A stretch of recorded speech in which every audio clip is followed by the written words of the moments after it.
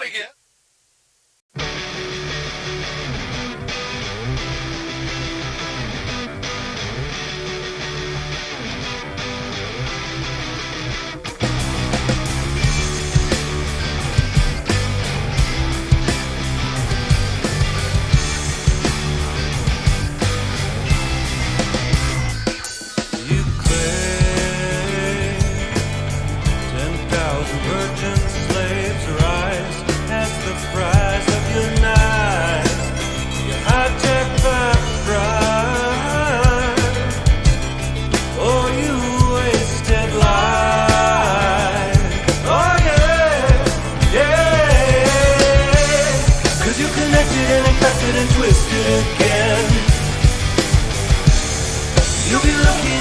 As your soul descends into hell, and suddenly somehow you realize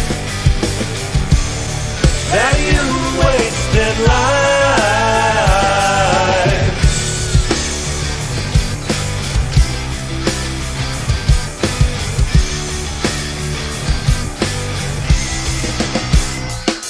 The innocence slips away as the night lets the life out in blood.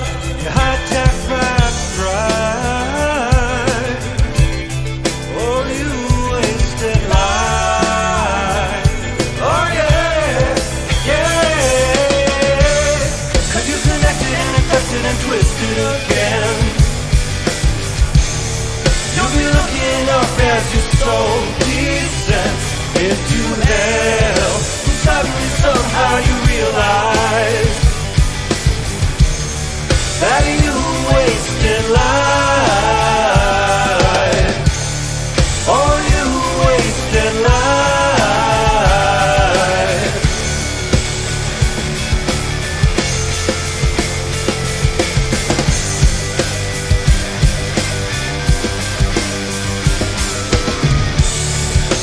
Burn us in cages that won't satisfy your rage.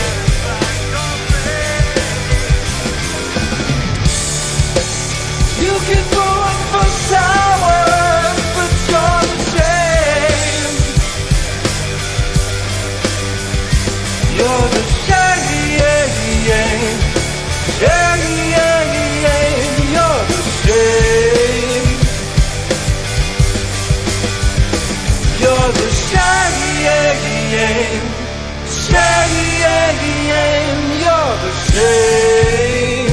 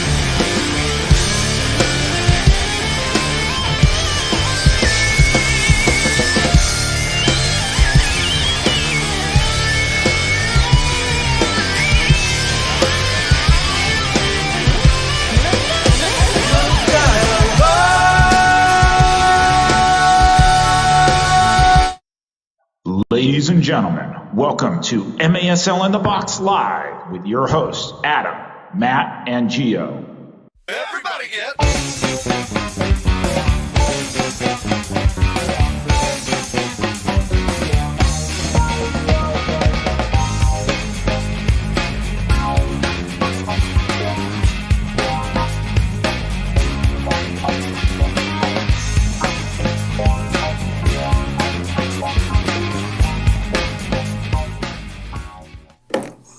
Good evening, Good evening, everyone.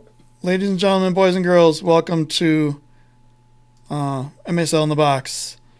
Live Monday, March, I don't know what day this is, March 29th, 2021. So Gio was first in the chat, and he's not here. Well, there is one way to fix this. Bam. Welcome, Gio. Hello, everybody Thank in you. chat. Thank you. Go Sidekicks.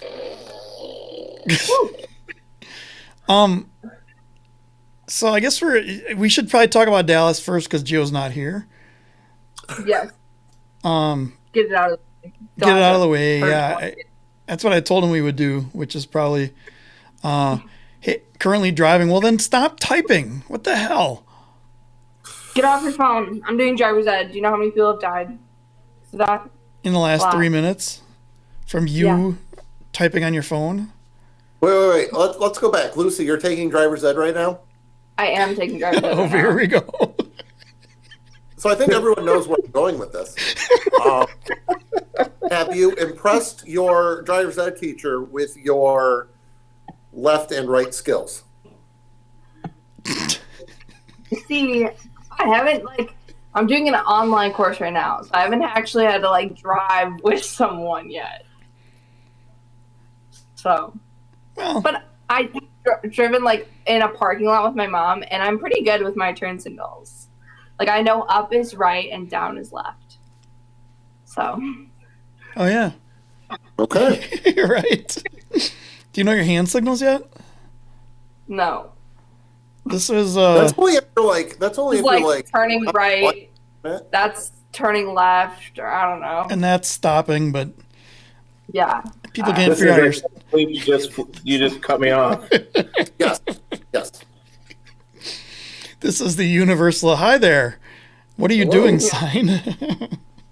Then there's the driving and the hey, thank you. Or at least in Wisconsin, a lot of people do that. They just give the hand. They're like, okay. Yeah, here in New York, we do that, but it's 4 of the fingers are missing. Yeah. Figured. It is New York, True. so I could see that. Yeah. So a lot of news in the MASL today. Florida announced their picks, so the final 4 picks are going to be Florida and San Diego, and Kansas City and Ontario. And as I said in the group, it's like total MASL to have the final 4 playoff game, the first one of the series, at 2 p.m. on a Thursday, on April Fool's Day. That actually works out really well for the two of us because I took a vacation day that day, and she's off because it's a parent-teacher or it's a teacher work day. So Nice. for the two of us, fantastic. Yeah. We have, I work in IT. We have all-day planning meetings for our next quarter's work. All day tomorrow, all day Wednesday, and only half the day Thursday, but guess which half of the day it's going to be? Afternoon. Yep, from 1 to 4:30. So there's that. Exactly. That's exactly what I have to say to that. Yeah. Well, hopefully, hopefully I should be there by 2 o'clock for the first game, barring any sort of mishap. Are you on 2 flights again, or is it direct? It's 2. It's 2 again, same to Chicago and then to Kansas City. Oh, okay. I kind of want to try to go, but I can't now. I'm getting We're gonna be my first going. vaccine shot Wednesday night, nice. That's exciting. so I may be dead by the game time on Thursday. You're fine after the first one. It's the second one you need to worry Oh, about. okay. So Adam is questionable. I'm questionable for But if you do the MASL injury report, you wouldn't even be on it. right, yeah. Melissa. Speaking of injury report, I saw this on Facebook where Drew Ruggles, it looks like he's good to go, and he's ready to play. wear my Drew Rebels jersey. I don't know if you can see that. He kind of just for that reason, because I saw he was playing this weekend, or he should be. So he only played 5 games of their, 13, 12, 13? Yeah, sounds like it. So hopefully he's ready to go and good, and whatever it was it an ankle maybe? I think so. I think that's what it was. Yeah, he posted a nice picture of him and Ian all ready to go. He said he's ready to go back for the playoffs. Yeah, so Mandy went through 3 years in a row, maybe 4, where she hurt her ankle either playing or like playing soccer in gym class or something dumb like that, and or she would roll it. She rolled it. And talking to him, he's like, "Oh yeah, I used to have a lot of ankle problems, but hopefully they're all gone now." So it's too bad to see that. What are you eating there? Trail mix. You got like fully vertical. That was impressive. I didn't have dinner, so this is that. It looked like a baby bird being fed by his mom. Right. Like those commercials when we were kids with the toothbrushes where you have to flip top head. That's kind of what it reminded me of. He was a human Pez dispenser there for a second. I've had 2 neck fusions. I can't do that. I physically cannot do that. I mean, I bet I could, but well, I had a lot of trail mix and I didn't want to spill it, so your trail mix eating days are over, Adam. Yeah, I guess so. I guess I can't eat trail mix. All right, so are we recapping or are we doing picks or are we waiting? Let's recap. All right.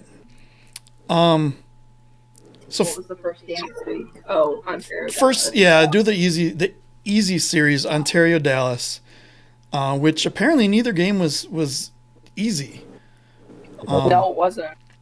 So I watched. What was the schedule on that? I don't even remember what day and time and all this. It was. It's Friday, Sunday.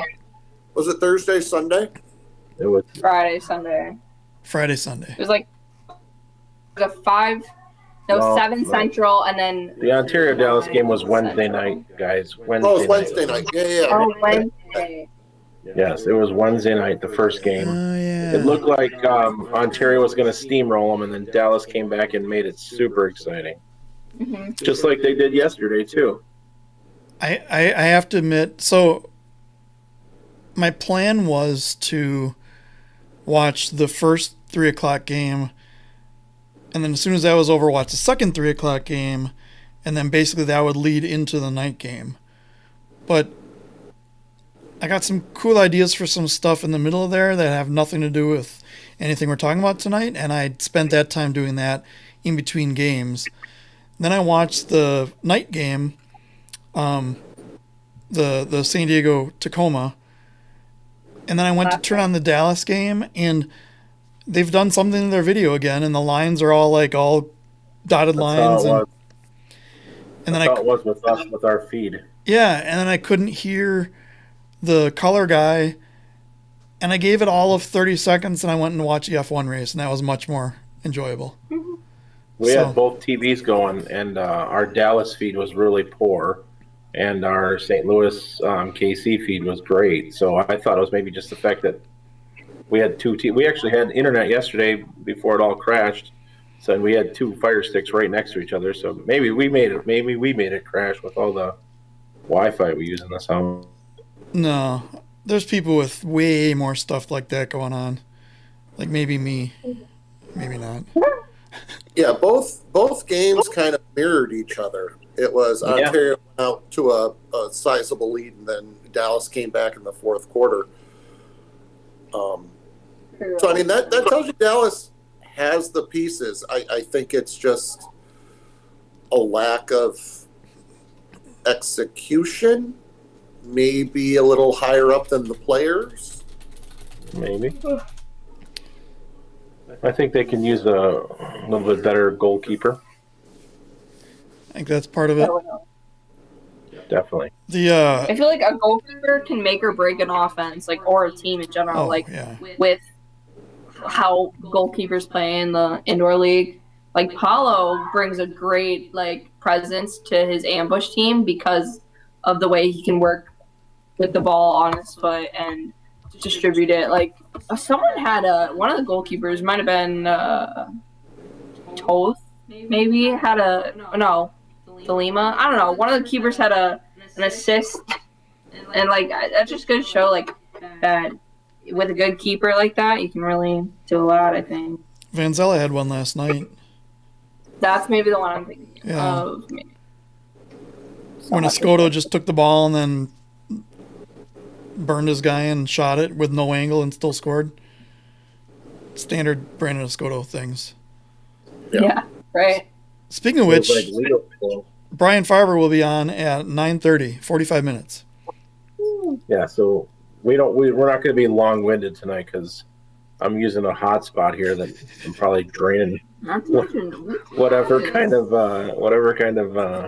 data I have right now. So that was a good recap of Ontario Dallas. Yeah, I may go back and watch the second game. I mean, I knew what the score was anyway, so it wasn't like I was trying to, not see it, which I'll actually try to do on Thursday maybe. That's going to be really interesting though, because I don't know how I'm going to get a game in between like 5:30 and 7. But I'll try it. So next is KC St. Louis, and oh boy, I expected so much more out of that. I think we all did. And I thought that was going to be a better series than Tacoma Dallas or Tacoma San Diego. I agree. Yeah, especially I mean, if you consider they split the series. You'd think it would have gone along the same lines, but I don't know. I don't know if it was lack of physical play by St. Louis. I think I don't think they were. Was it lack or was it too much? Well, that's the thing. I mean, I just think there was. I don't know, man. Yesterday, listening or watching the St. Louis fans just complain about flopping, and I just wonder, like, I can understand complaining about flopping, but at the same time, when you're leveling your opponent one time down the field after another, I can understand where Casey was coming from. I'm sure they're embellishing a little bit, but geez, they're getting beat up all over the place by St. Louis. So I posted this kind of as a joke, like maybe 5 years ago. And it was about Baltimore. And I said, when teams know that the opponents are going to check them or chip them or whatever you want to call it, every time they pass the ball away, do they fall down more to get more calls? And I was halfway joking, but I think that's like really a thing. Like if you know a team is going to hit you, like every time you make a run, you do the pass the ball and you make a run thing, and you know the guy's going to hit you, won't you just go down a little easier? It's still obstruction no matter what, but if you don't fall, maybe the refs don't call it. Right.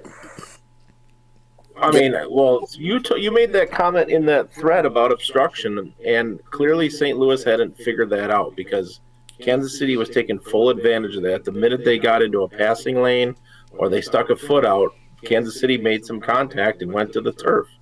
Yeah. And I mean, what is the definition of diving or flopping? I mean, we've seen it. We've seen players do it, Gordy. But we've also seen guys get like hurt on plays that the fans thought they were diving on. I can't remember who it was, but somebody tore an ACL last year, or maybe it was 2 seasons ago, and fans were like, "Oh, get up," and then like, no, that's a serious injury there. So I think obviously it's tough to lose like that at home against your main rival. I mean, KC's been the main rival against St. Louis, and someone told me yesterday that St. Louis has never led a playoff game against Kansas City, at least the St. Louis ambush. Right. I'm in a position right now where I'm having to eat my words, and I've promised Rian Marquez that I will not go against Kansas City the rest of the playoffs because he called me out on my bullshit last week. And come to find out, and then and Kansas City go ahead and sweeps them, and so I reached out to him and apologized, said I will no longer do that, and then his response was, maybe I can get you to flip between from away frame to a KC fan, and my response was No. I mean, and we've talked about this a number of times. Based on how all four of us were treated in KC, I'm a lifelong fan now, for sure. yeah. I mean, the way they welcomed us in and the hospitality was just amazing, and I'll always remember that. Now, when they're playing against the Wave, it's going to be a little different than that. But when they're playing against other people, as long as it doesn't matter what happens with them in the Wave, like if we need them to beat a team for us to make the playoffs or some weird kind of stuff like that, it's definitely going to be, Go Kansas City. yeah. But so Sid said there's a lot of embellishments on both sides, but Comets are disrupting the ambush, passing ambush, couldn't finish. And I made a comment about one of the announcers, and maybe we'll get into that later, but we'll definitely get into that later. But one of the things he was talking about is like, oh, the Comets are starting to waste time now. And it was like 2 minutes into the third quarter. I'm like, wait, they're not wasting time up a goal or 2 goals or whatever. I think it was like 2-1 or 3-1 or whatever it was. I'm like, there's no way they're wasting time now. Now, then he got into it first, where he was saying that they were disrupting the passing lanes and things like that. Oh, hey, Gio joined, and I think I need to change. No, just leave it. It's gonna turn on in 1 second. No, it won't, Thumbs because up. I got to do something in order for it to work. So I hold your position in this live stream fully in my own hands. There we go. That's not fun. Hello, guys. Sorry, I'm late. Am I loud? What? Am I loud? No, Don't do you're this. fine. In general, or just right now? Yeah, Just louder right than now. normal, or So here, I'm gonna say this because when I was watching on YouTube, you guys were talking about St. Louis, and just my 2 points about St. Louis is KC did, besides obviously playing very well, the best thing that I saw is how good of a mental game they played against them. They were just talking the whole time, poisoning the players' minds, and that's why St. Louis was giving up the silly fouls or just leaving a little extra or spitting in people's faces, because KC was just in their heads. And you know, Marquez, who else was it? Sosa, Silva, all those players were great at doing that. And that's why those were the ones that were getting fouled. Well, and it's when a team is down. So I mean, KC, they didn't start the game like that. They started like a normal game with their normal press and their normal offense. But when they get up a couple goals, then they put the extra pressure on. And you'll always see this in any level of soccer. When a team is chasing, they're more likely to make fouls. There were some that were really, really, really bad. There were some that were still blue cards that were mistakes. But in the first 17 minutes, I counted this, it was like 16 and a half minutes of the third quarter. No, of the second half. So a little bit of the third and some of the fourth, most of the third and some of the fourth. Math is hard. There were 7 blue cards. Yeah. And it's like, holy, there were more cards than goals in that game. And there were some stoppages of play, too, for some video stuff as well. There was no flow to that second half of the game whatsoever, and that probably hurt St. Louis, too. They could never get any momentum going. They could never get any sort of forward motion going with the multiple stoppages of play. Yeah. It didn't help that they shoot themselves in the foot, too. They get off the penalty kill, or they get off a power play, they go right back into a penalty kill. Right. Well, and then I've heard these particular announcers say this about St. Louis for the last 5 years or whatever they've been announcing games. St. Louis has a tendency to slow down and to blink too many times after they score a goal. And most of the goals they give up are after they score. I shouldn't say most, but the high percentage of the time that they score a goal, they give one up in the next 5 minutes after that. well, that's exactly what happened. Kansas City went up. I think it was 3-1, and then St. Louis scored, and it was 3-2, and then literally like 10 seconds later, Kansas City scored. That was the Kevin Ellis. Yeah, Kevin Ellis, where he just made a quick turnaround, hit the right foot, and Yeah. put it away. Yeah. But I think with that game, the second game, I think the turning point for me was when Paulo stood up in the wall, had pretty much the whole goal open. No one was covering. Yes. I forget who it was. And Everybody. It was an easy boom, boom, done. And then we get the whole, announcer. So Cliff and I have been talking last probably month, all these announcers are saying, oh, the next goal is really important. The next goal is really important. And it's kind of a cliche of announcers. But the other cliche. That's become very cliche. The other cliche is that, oh, there's nothing the goalkeeper could do there. Well, sure there was. Don't stand in the wall with the entire left or right side of the goal behind you. Yeah, it didn't make any sense to me. It was like, what are you doing in the wall? There's already 3 people in the wall. Or was it a power play? Either way, it's... No, it was a free kick from literally right outside the box. As opposed to in the box, where we are right now. Correct. Yeah, Yeah, I didn't get that. So let's talk about the spitting incident and how it relates to something else that's happened. Uh-oh. So I'm not going to show the video. I do have it, but I'm not going to show it. No, I'm kidding. For those of you who didn't see it, so something happened between Santos and Kevin Ellis. Kevin Ellis was running back down the field to get back in position. Santos was running to go to the bench. Santos sped up and just purposely spitting in his face. And there was no doubt about what he did. It was 100% caught on video. 100% intent what he did. And immediately got a red card. They had to go to video replay. And I think they had already used their challenges, so I think Kevin Ellis convinced the refs to go to video replay anyway. And as soon as they saw it, they red carded it. And congrats to the KC video crew for finding that, because it was nowhere near where the play was. It was nowhere near where the stoppage was. But they were still able to get a camera angle on it and get a good angle on it. The issue that I have, Santos got... So he got an automatic suspension because of the red card. So he was ejected from the game. Automatic suspension, and they gave him a 1-game suspension on top of that. Now, had St. Louis won the game, that suspension would have been for the minigame. So essentially there was a potential of that being a 5-quarter suspension for spitting on a player in the middle of a pandemic. Now, spitting on a player, there's no call for that.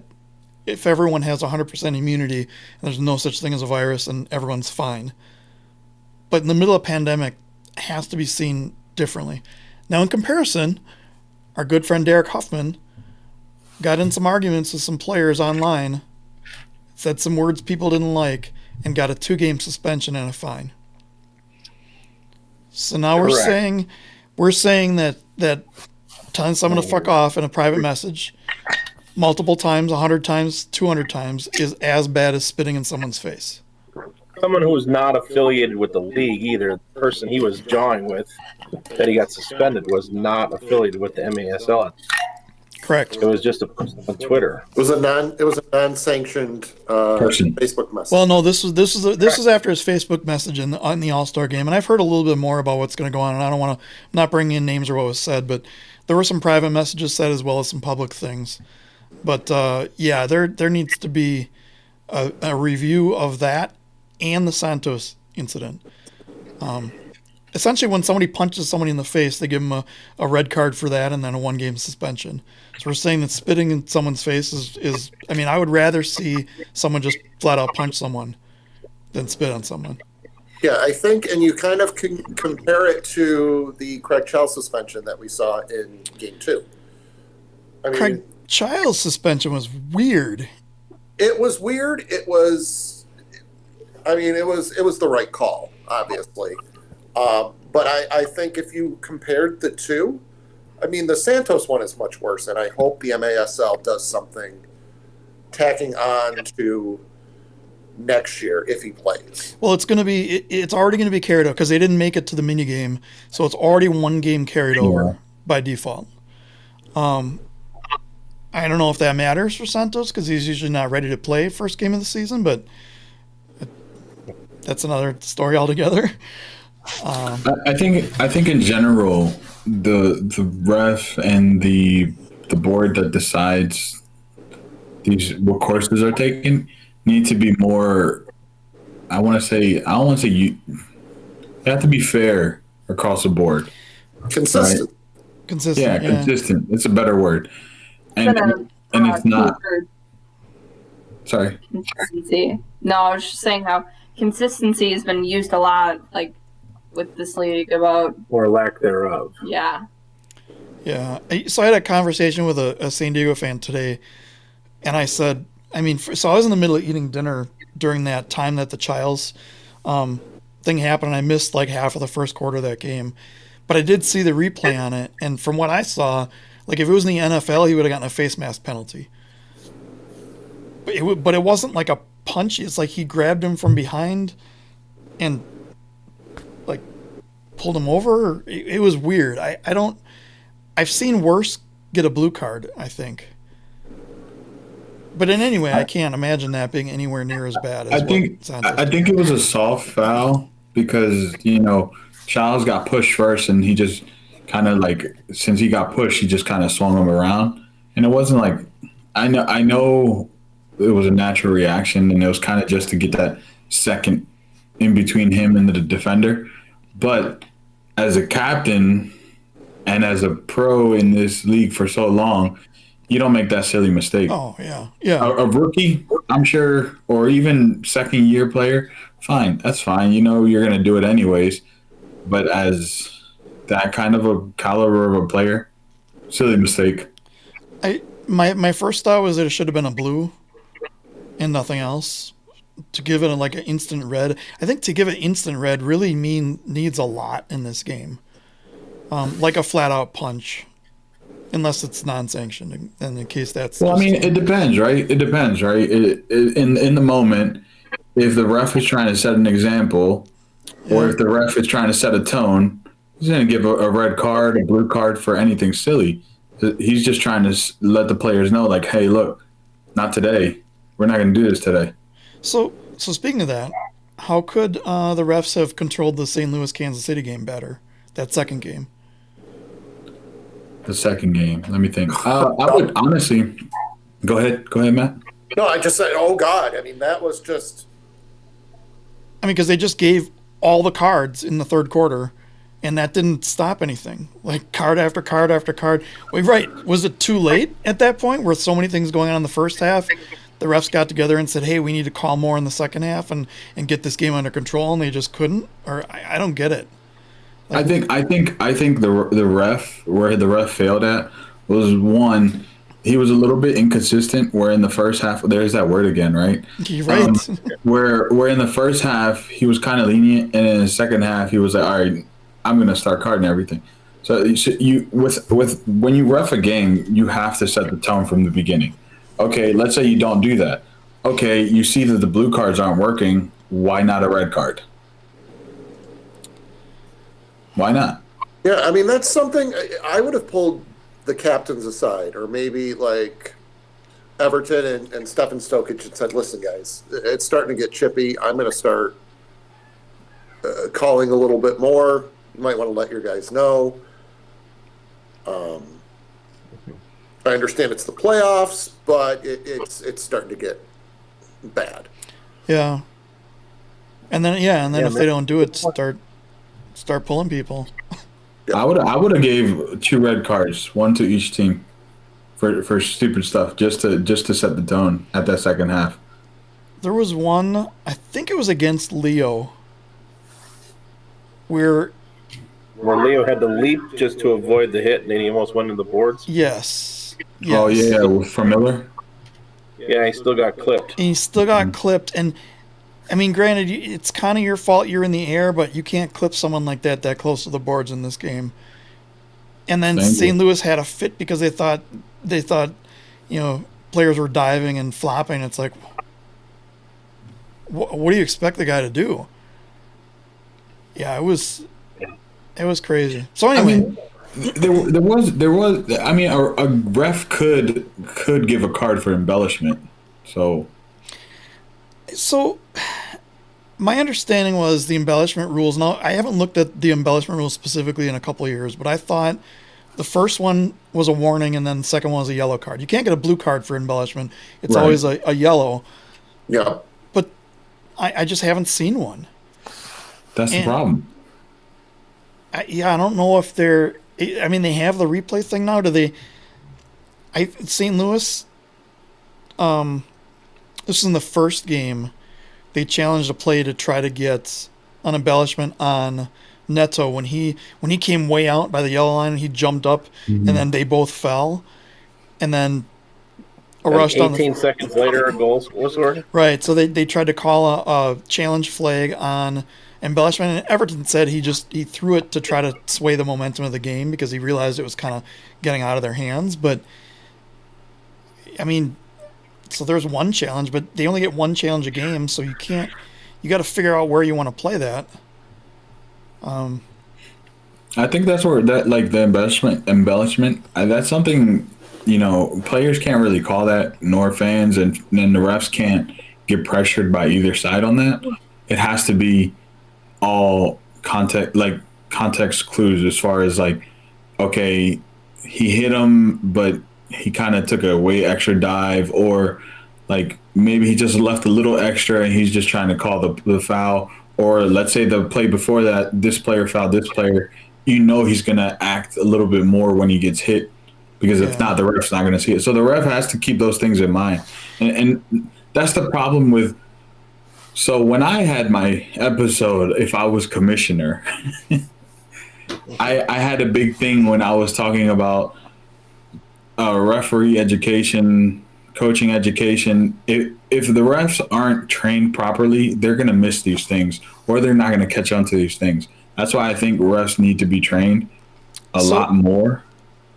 It brings up an interesting point. I was asked a question today by our friend Jay, who does his own videos, looking for some more topics to do, and we were talking about refs, and he said, do we know, like, what do the guys in the box do? What are their responsibilities? How is he and then it got me to thinking. I had a conversation with Jeff Husted last season, and he was going to try to get a ref on the podcast to talk more about this kind of stuff, and of course the season went to hell with COVID. But They do a lot, man. What's the difference between the assistant ref or the senior ref and the regular ref on the field? What do the two guys in the box do? When there was a game the other day that had 7 refs listed, what do all those do? What like we are dumb fans. We know enough to complain about players diving because that's what we think is happening, but we don't know. And I'm speaking for all of us, not just me.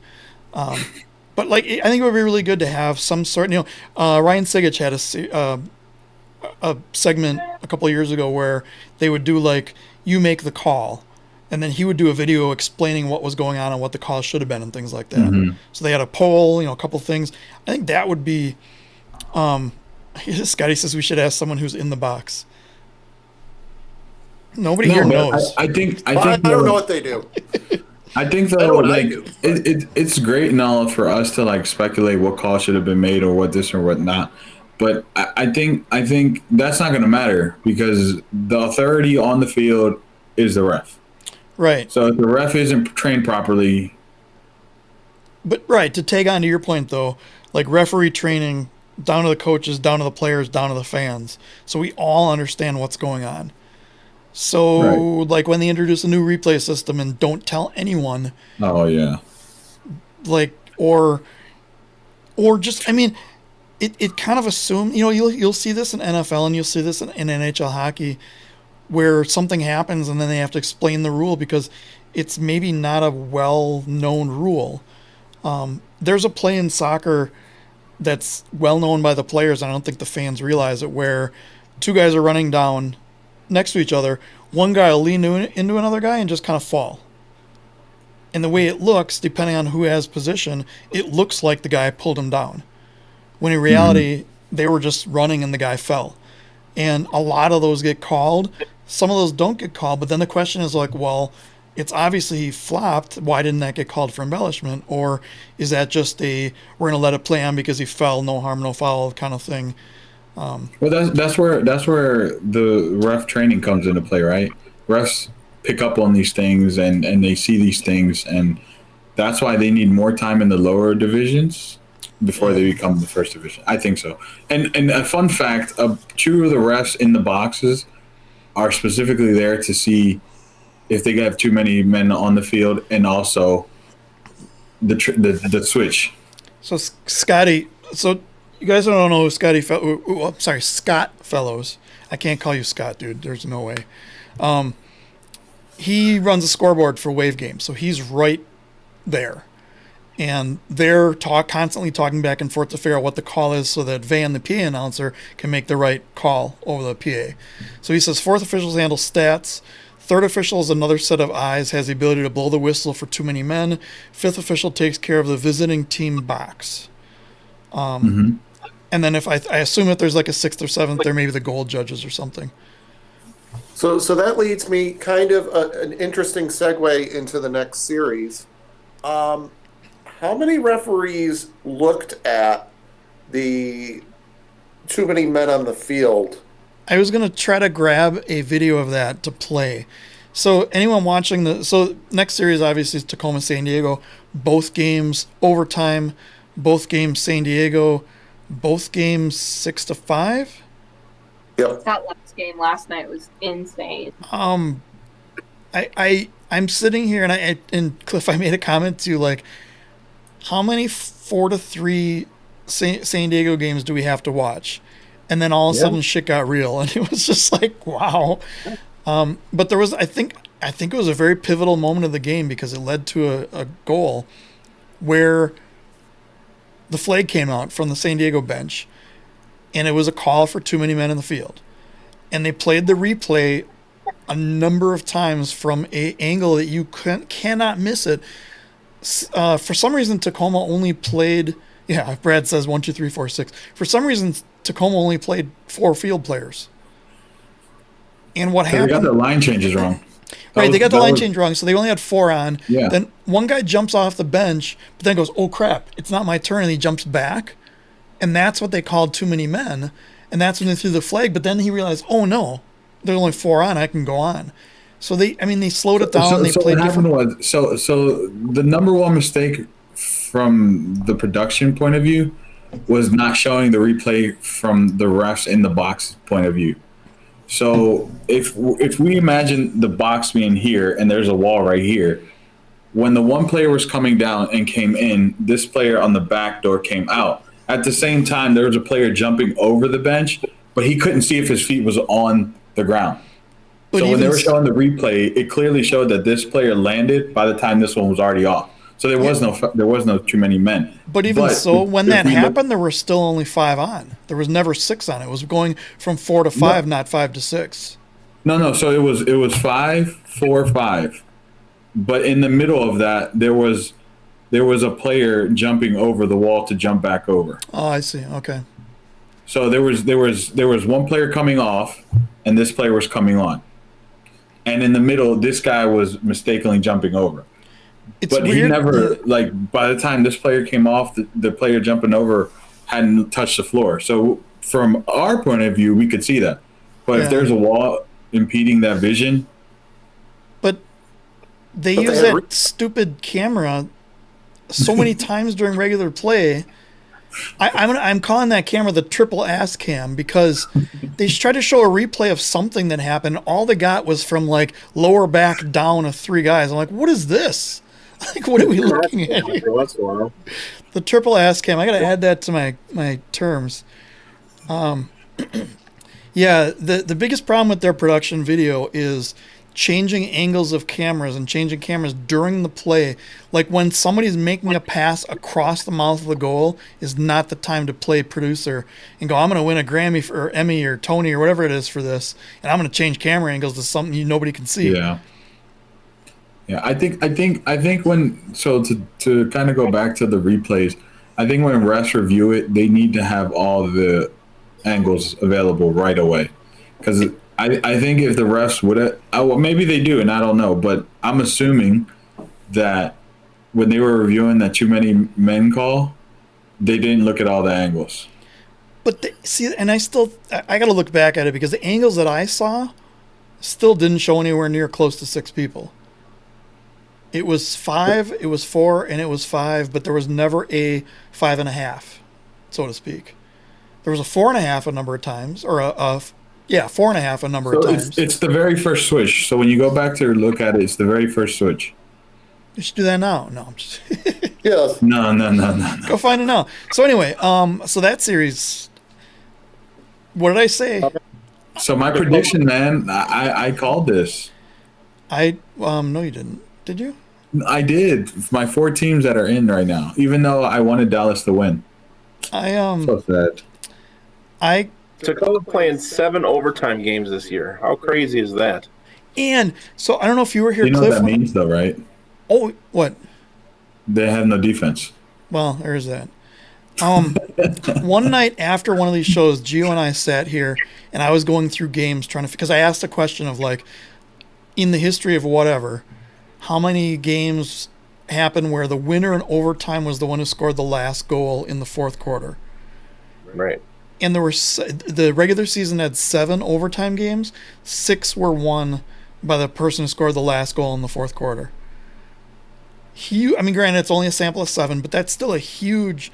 That means momentum is a huge thing in going in overtime, and yet Tacoma was the one who scored last, very last, almost too far late last. 5.5 seconds left, was it? 2.5. To send it to overtime, and then San Diego scored the first game. I'm telling you, I told you last week, soccer's magic, and when I found out that Craig Elston was announcing games, it just solidified it for me. I'm like, there's something magic about Craig Elston announcing a San Diego game that really means something. And they just seem to pull out these, like, not miracle wins, but like they just didn't look good in a lot of spots. And congratulations to Marcio Leite for his Oh my goal. God. Every time he said that, I thought of you, and I'm like, Leite. That's what I said every time, and I got laughed at by my family.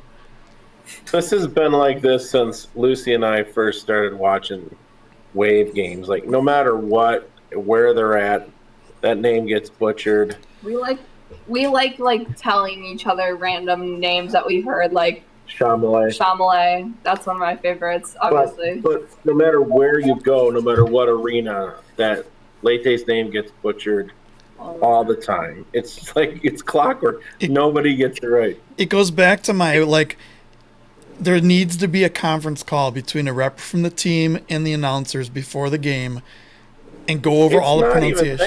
Yeah. Just go down there and find the media person and say, and get a pronunciation. Give me something. I mean, and again, I'm going to just toot my own horn right now. I did public address for boys and girls soccer for 5 years at Tremper High School. And I used to go down to the other team during warm-ups and get the phonetical pronunciations right. And even though the coach would say, well, that kid never scores, it doesn't matter. If that kid gets his name or gets his moment, I want to make sure I got his last name correct. Yeah. Well, I mean, like I said, I'm like, and you haven't played a game in a year, and your parents see you for the first time but can't see you live because you're playing in St. Louis because your team doesn't have any home games, and you hear Diabru 200 times in a game as Mr. and Mrs. De Abreu. It's just like, God, no. So anyway, we need to get to picks because we got 10 minutes left here. Yeah. Right. So I think San Diego Tacoma was everything everyone expected, maybe not the actual results everyone expected. But I think the games being close, going to overtime, that's just going to happen every time between these teams. It didn't go to triple overtime. It didn't go to a mini game. Everyone got to go bed a little bit earlier. But that's about it. So, all right. So where do I want to start? Florida, San Diego. Just kick right. So Florida picked San Diego. It made sense to me because, and I wrote this in a post, KC essentially has 2 home games, regardless of who they play. I don't think you want to be the team to pick that. KC just came off 2 super physical, super dominating wins. I don't think you can pick KC. Ontario, you guys made you made a good case. I think Matt, all you guys made a good case except for me about Florida picking Ontario and why it would be such a cool show of strength. But I don't think that's realistic. I don't think teams do that. I think you add to the fact that Childs is out for the first game in San Diego because of the red card. San Diego was like the obvious pick. I don't think there's any choice about that. So that said, who do we pick? Lucy, you're up. Well, Lucy and I both have Florida. Yeah. I got to pick Florida. So going back to the whole thing, I kind of wanted Florida to pick Kansas City. Here's why. Yeah. Not Ontario. Because that would solidify at least one Eastern Conference team to be a part of the finals. Therefore, all they would have to do is travel to St. Louis. Well, right, but no, Florida's never going to play in the West Coast anyway. What are you talking about? No, but he's saying I would rather, I don't know. He's saying that if KC and Florida played each other, KC and Florida played each other, at least one East Coast team would have went It through. would guarantee the finals are in St. Louis, Yeah, which, based on exactly. their broadcast, is a fucking fabulous idea, Matt. Thanks for that. I'll get into that maybe. But since it's not happening, give me Florida. Yeah. Gio, you aren't by picking the Dallas, way- are you? You aren't allowed to pick Dallas anymore. I Yeah, don't know if you know pick that or not. Dallas. I know. Actually, it's funny enough. I'm actually going to go with the all West Coast final. Really? Okay, you've lost it. Is that because you don't want to see the St. Louis broadcast again? Because I'd be all for that right now. No, it's not why. I think Florida is sleeping on San Diego, and they're thinking like, oh, we're gonna go in here and win this game. Maybe they forgot that this is one of the teams that they lost to, and also what Florida's strength is playing on the front foot is what San Diego's really good at playing against because they have a solid defense. So the other thing, Florida has only played 2 games since February 21st. So 2 games in almost 6 weeks. Well, it'll be 6 weeks by the time they play. They've only played 2 games. Now, granted, they were back-to-back wins. Weren't they wins? Yeah, they got knocked the dust off though. And not to mention the fact that Liete Stop. All right, put the Yeah. No, We're but not back up. he knows exactly how to play against Ian Bennett. But, so, Marcio, if you're watching, I love you, man. I absolutely love you. Ian is really fast. I know that, but that okay. If you know someone's fast, you just play smart, right? You give them that half step, or you give them that little bit of distance that you just are ready to close it down if they're on the ball.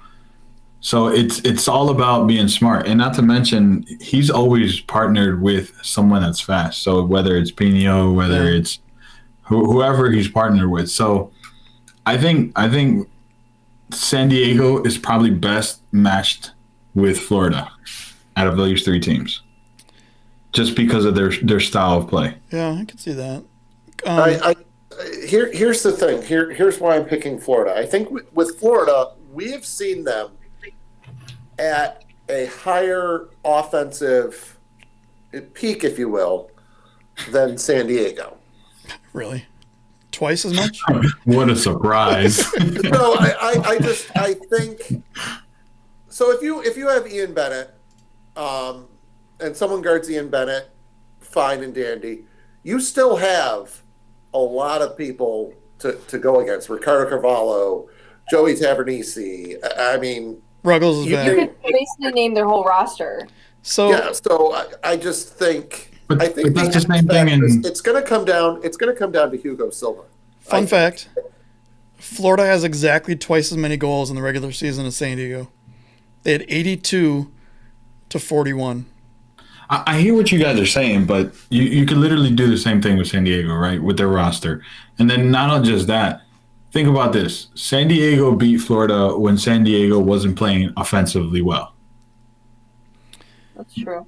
San Diego has scored more goals than they have in these two games than the regular season. He's right. He's got a point. They average 3.4 goals a game in the regular season. So it's like They're a San Diego sleeping playing giant. better. They are solid on the defensive side. I take my chances with San Diego. Oh, so Yeah. by the way, I did get Hannah's picks as well. Hannah is taking Florida. Well, there's a surprise. That shouldn't shock anyone. It's like asking her to pick against, Utica City. All right, Right. so we have 5 minutes. Farber is confirmed. He just texted me. So, what do we got for the other Ontario, Kansas City, which I think is going to be It's going to be a hard game, Just but about amazing I think as- Fury. I think Fury's going to take it. Yeah, I'm gonna stick with Fury here. This is another one where it's my head's telling me Fury, heart's telling me Kansas City, but I'm gonna have to stick with my head because I stuck to my head this past week and it worked. But I made a promise to Rianne that I'm going to go with KC, and I'm a man of my word. And he called me out last week and made me a fool, and so I'm going to stick with my guy. not to mention, Rand Marquez is probably taller than you I and could probably beat the living daylights out of me. That guy's a beast. so we don't want to be on Right. Rand Marquez's bet. For my own personal safety, I'm going with right. KC. I think this is a tough game. I think it could go either way. Both teams are capable of going to the finals, but just something about the Fury is telling me that they're good to go. Granted, I'm a little more hesitant than had you asked me this before they played Florida and lost twice, I would have said Fury's going to go all the way. But given the struggles they had against Dallas, given that they finished the regular season on a slump, this might be Casey's moment. But I'm just going to say they're going to find their form and they're going to put it away. Someone's in the chat said, "Good pick, Cliff." It's real. That's Rihanna. I told you, I'm a man of my word. Oh, So who are you picking, Gio? The Fury. Matt, you want to go or you no, want me I'm to going go? to be on Rand's bad side. Well, I'll do Hannah's pick first, and Rianne, I'm sorry to burst your bubble, but Hannah is taking the Fury. Oh, But I will take Kansas City. so Matt's traveling to Kansas City and smartly chooses Kansas City because he doesn't want to get run out after the first game. I'm not bringing the blue hair this time, so I might There be you a little more incognito. Hair, you'll support both teams. LaSharon's gonna kill me for this. Uh-oh. Rianne's gonna like me for this. Uh-oh. I think you can't count out the fact that Kansas City's getting 2 home games, and a home minigame if it comes to that. Best turf in the league, best atmosphere because of the fans that they're going to be able to allow in. They get both night games. They don't play at 2 p.m. on a Thursday on April Fool's Day. Wait. No, don't wait. San Diego and Tropics have a 2:00 game, both games? Thursday and then Saturday is 2 p.m. Sorry, you lose. Which makes sense because if they're selling tickets to the games, you're not going to sell a Thursday 2 p.m. game. You're going to sell the 7 p.m. game. Right. It's just, I mean, I don't know if they'll even allow fans in because the cost may be prohibitive to actually have like concessions and security and all that staff for it. I'm picking Kansas City. I think so. Kansas City came back and beat Ontario. I think Kansas City finally played 2 full 4-quarter games, these last 2 games, and I think all the issues are behind them. Remember we were in the beginning of the season, we were talking about like if they pick the top 4 teams to go to the playoffs, Kansas City won't even make it because they lost 3 of the first 4 games or whatever by having a 3-goal lead in the second half. They've solidified their defense. They've solidified that. They're playing more as a unit and getting back behind the ball, and then their attack is just as strong as ever. So I think Kansas City definitely looks very solid. They're with the way they can get that momentum. That's it. Momentum and like score goals. Yeah, they score in droves. So does is Ontario. crazy. I mean, this could be a track meet too. Right. Yeah, It should be. I mean, they score in bunches. Both teams I'm do. very excited for this. I would not be surprised by either a 5-4 game or a 14-13 game. Neither of those would surprise me at all. I agree. I don't think. Now I've said this before, and it was not true, but I don't think either game is going to be a blowout either way.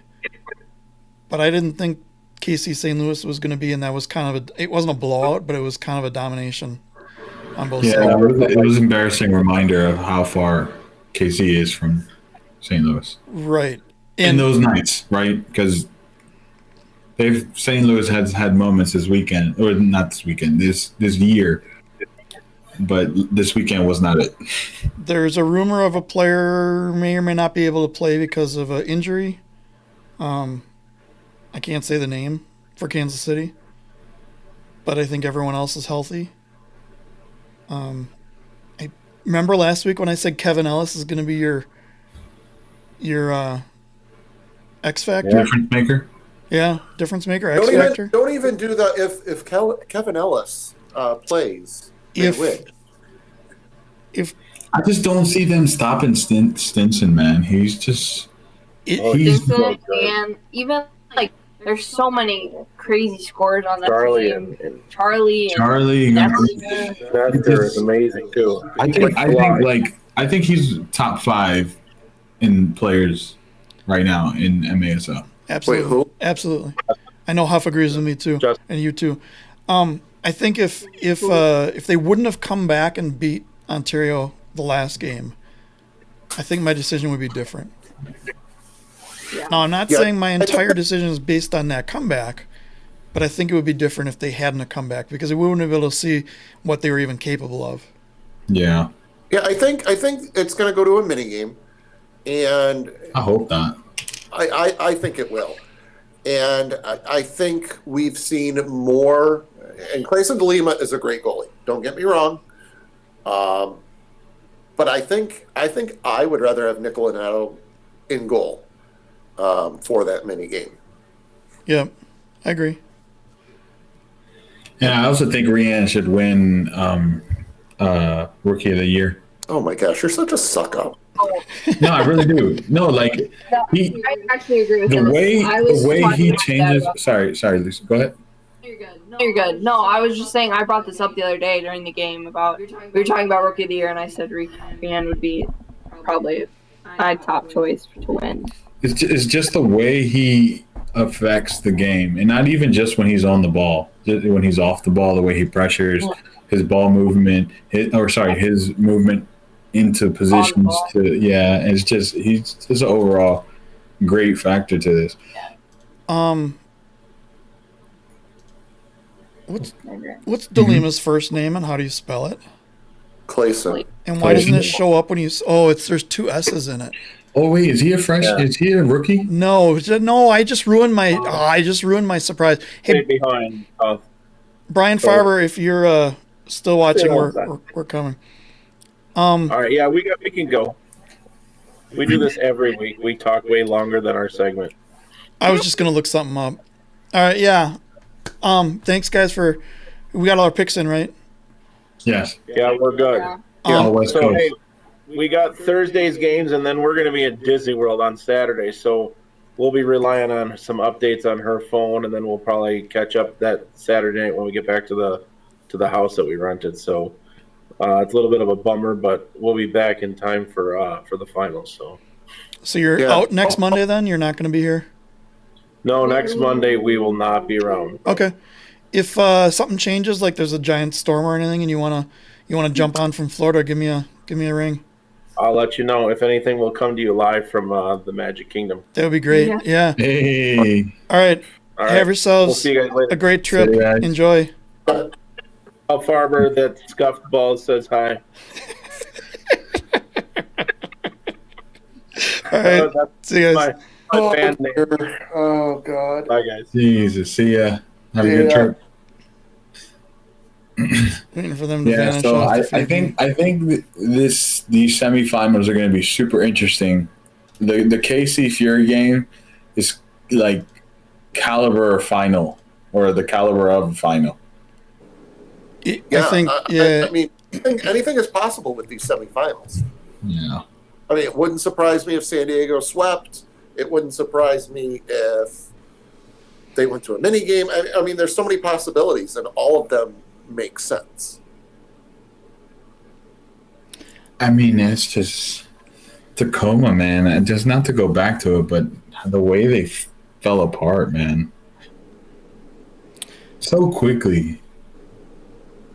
They brought it back, and then they just. Well, they almost scored in overtime before San Diego went down and scored. Right, that's true too. But no, even the first game where they were coming back, and then they just let San Diego do what they did. Yeah. There's something about the Oh geez, I'm an idiot. I got to tell you though, one of my favorite goals was, and I'm not just saying it because it's coming on momentarily, but I think it was to make it 5-4. Was it Farber did like a toe pass right to? Yeah. The behind the back That was- ankle breaking pass to what? Yeah. That was smooth. That was really smooth. That was. You know what was funny? We're talking about these games. The one game, I think it was the first game, or I'm not sure if it was the first game or second. I think it was the first game, but Philly and Craig were talking about how San Diego failed to follow the outside run, and Tacoma just ding played it to the outside, and I forgot who scored. I think it was Lima scored, and then right after that, San Diego turns and does Tacoma. It literally ding out back post, and then just snaps it in. I was like, oh man, that's hilarious. Ta-da, Mr. There he Farber. is. What's up, fellas? How's it going? How you doing, bud? Excellent. Welcome to our little corner of the world. Thanks for having me. How you feeling? First, congratulations. Yes. you. Yes. Like we said, this is going to be a much more awkward conversation if things went the other way. So I'm glad. I'm glad for conversation's sake they went the way they did. Yeah, I may have canceled on you, actually. I don't know if I could have, because I wanted to get a hold of you sometime last night because we're 2 hours different, so I figured it wouldn't be too late. But I didn't want to. Oh, hey guys, sorry you're out of the playoffs. You still want to come on and talk about the ball that everyone else is going to play with? I just, and I know we tried to have you on last week. We had both technical difficulties, and Matt wasn't feeling all that great, and so I'm glad you were able to make it. Thank you very much. Yeah, of course. Yeah, thanks for having me. I'm glad we pulled it off last night. It makes this a little bit easier. You're right. Yeah, for sure. Like Matt said, how are you guys feeling, or how's the team energy and so forth? It's good. We obviously learned some lessons last night.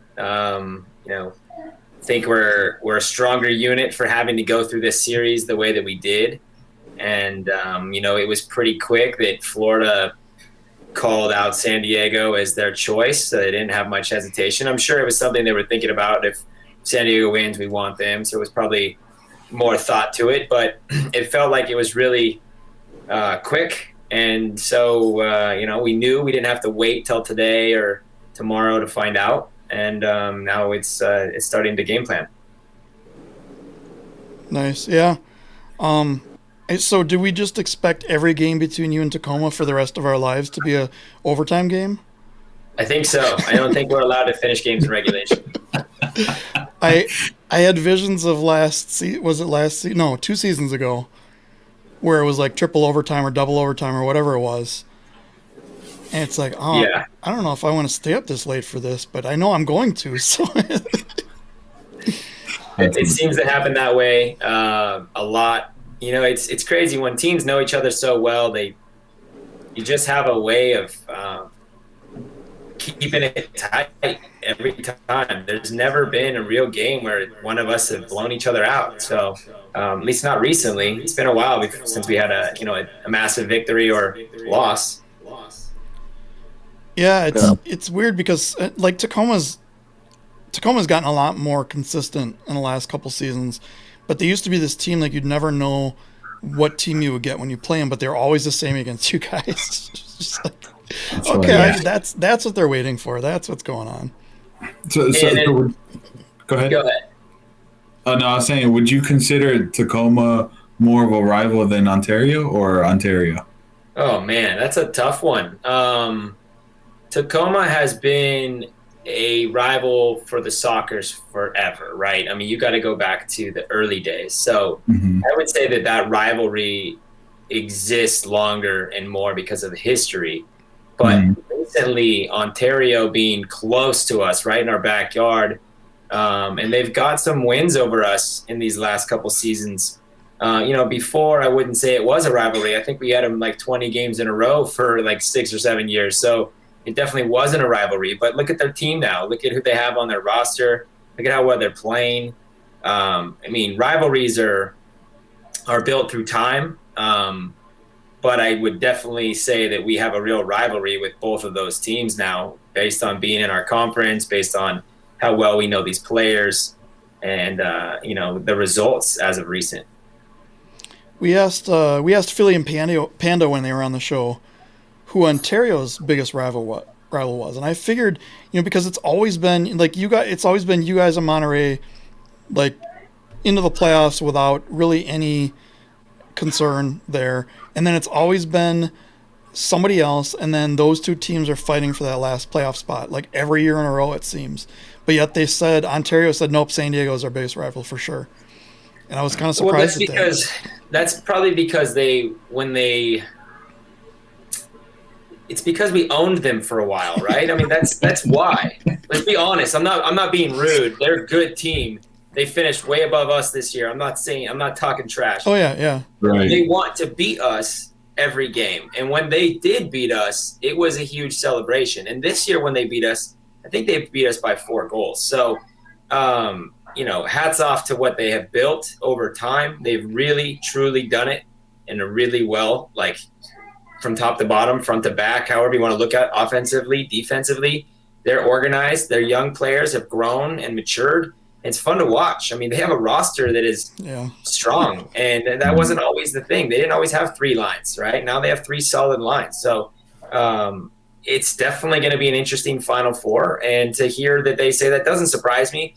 And I think that, they're looking forward to playing us if they get that chance. Yeah. Well, and especially if they play you, it'll be in Ontario. True. Yeah. So that'll be interesting. Who would you like to face in the finals? Honestly, I don't care who we face. I'd love to be in the finals. We've been 1 goal away from the finals for 4 years. I mean, I don't care who we play. We could play Barcelona in the final. I would not care. Just as long as we get there. That's the goal. So we're focused on Florida, and we know it's going to be a tough matchup. We've been watching them take teams down since the beginning of the season, right? They started off hot. They never really slowed. Only a few teams have been able to get their number, and those games were tight. So it's going to be an interesting game. Right. So back to last night. So take us back to that goal that you had the assist to Marcio. Did you know he was cutting up the field, or? I saw, as soon as I saw him play it, I knew he was coming straight through the gap. Whether he was going to get on the inside all the way through, I wasn't sure, but I had to take the ball away from the center. So I kind of put a little just faith in Marcio finishing the run. And luckily I'm 1% Brazilian, so that helped. Did the ball help? Yes. Oh no. Let's hold I on. could say it was the ball. I think it was the shoes and maybe Marcio. So did you know you could move your leg and your foot like that? Because I think I would have hurt myself just trying the motions. Honestly, I've been trying to be helpful to this team any way I can this year. It's been a very hard year for me with COVID and just getting back to normal. And last night I felt decent, so it was nice to be able to contribute to the game. So Steve Caves, longtime San Diego fan, of course, asked me to ask you about the too many men replay last night and what the whole deal with that is. The too many men that we challenged. Yes. Yeah. I mean, the whole challenge flag is new, right? So we knew that they had a sixth guy on the field briefly to the level. I don't know how sure we were. So we challenged it. At that time, we needed some momentum. We were down 2-0. We had just lost our captain to a red card, and we challenged it. And luckily, it paid off, and we got the goal off of it, I think, if I remember right. That's exactly how it played out for us. So it was a good call to make it happen. But it was we needed something to spark us, and I'm glad it went our way. They did have 6 men on the field, but it was very tight. But he was in the passing lane, so I think that's why we got the call. I think what happened is and Gio let me know about this. I haven't had a chance to look back at it, but when they showed all the replays and all the angles, they started it in. And, you don't focus on a picture when it first comes up. It takes your eyes like a second or so. And I think what happens is it happened in that right first thing, and then they started counting players because Tacoma had 4 men on the field for a while, and then they brought 5 in and 5 off, and then the 6th must have been somewhere in there. But I never ever counted anywhere near 6. Mine was either 4 or 5. Oh, I mean 6. Yeah, 6 field players. I didn't actually see it at the time. I was just hoping that we were going to get the call. I watched the replay once, but we were kind of huddling up trying to figure out if it was going to go our way or not. Whether if it was or it wasn't, we had a different plan either direction. So, power play, we put our unit on. If it's not, it's their ball.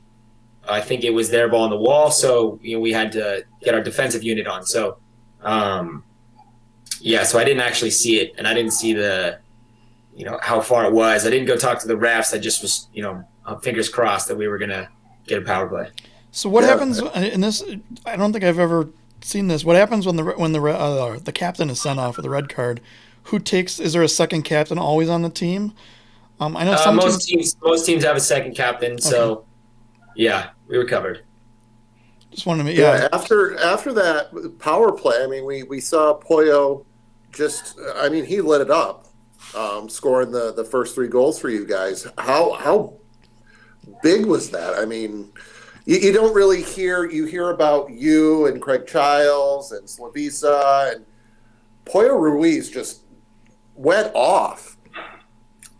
That's the great thing about our roster. I think we said it in the locker room last night. Well, I said it in the locker room was you look around the group and you have 9 guys on this team that can contribute. Guys coming out of the back.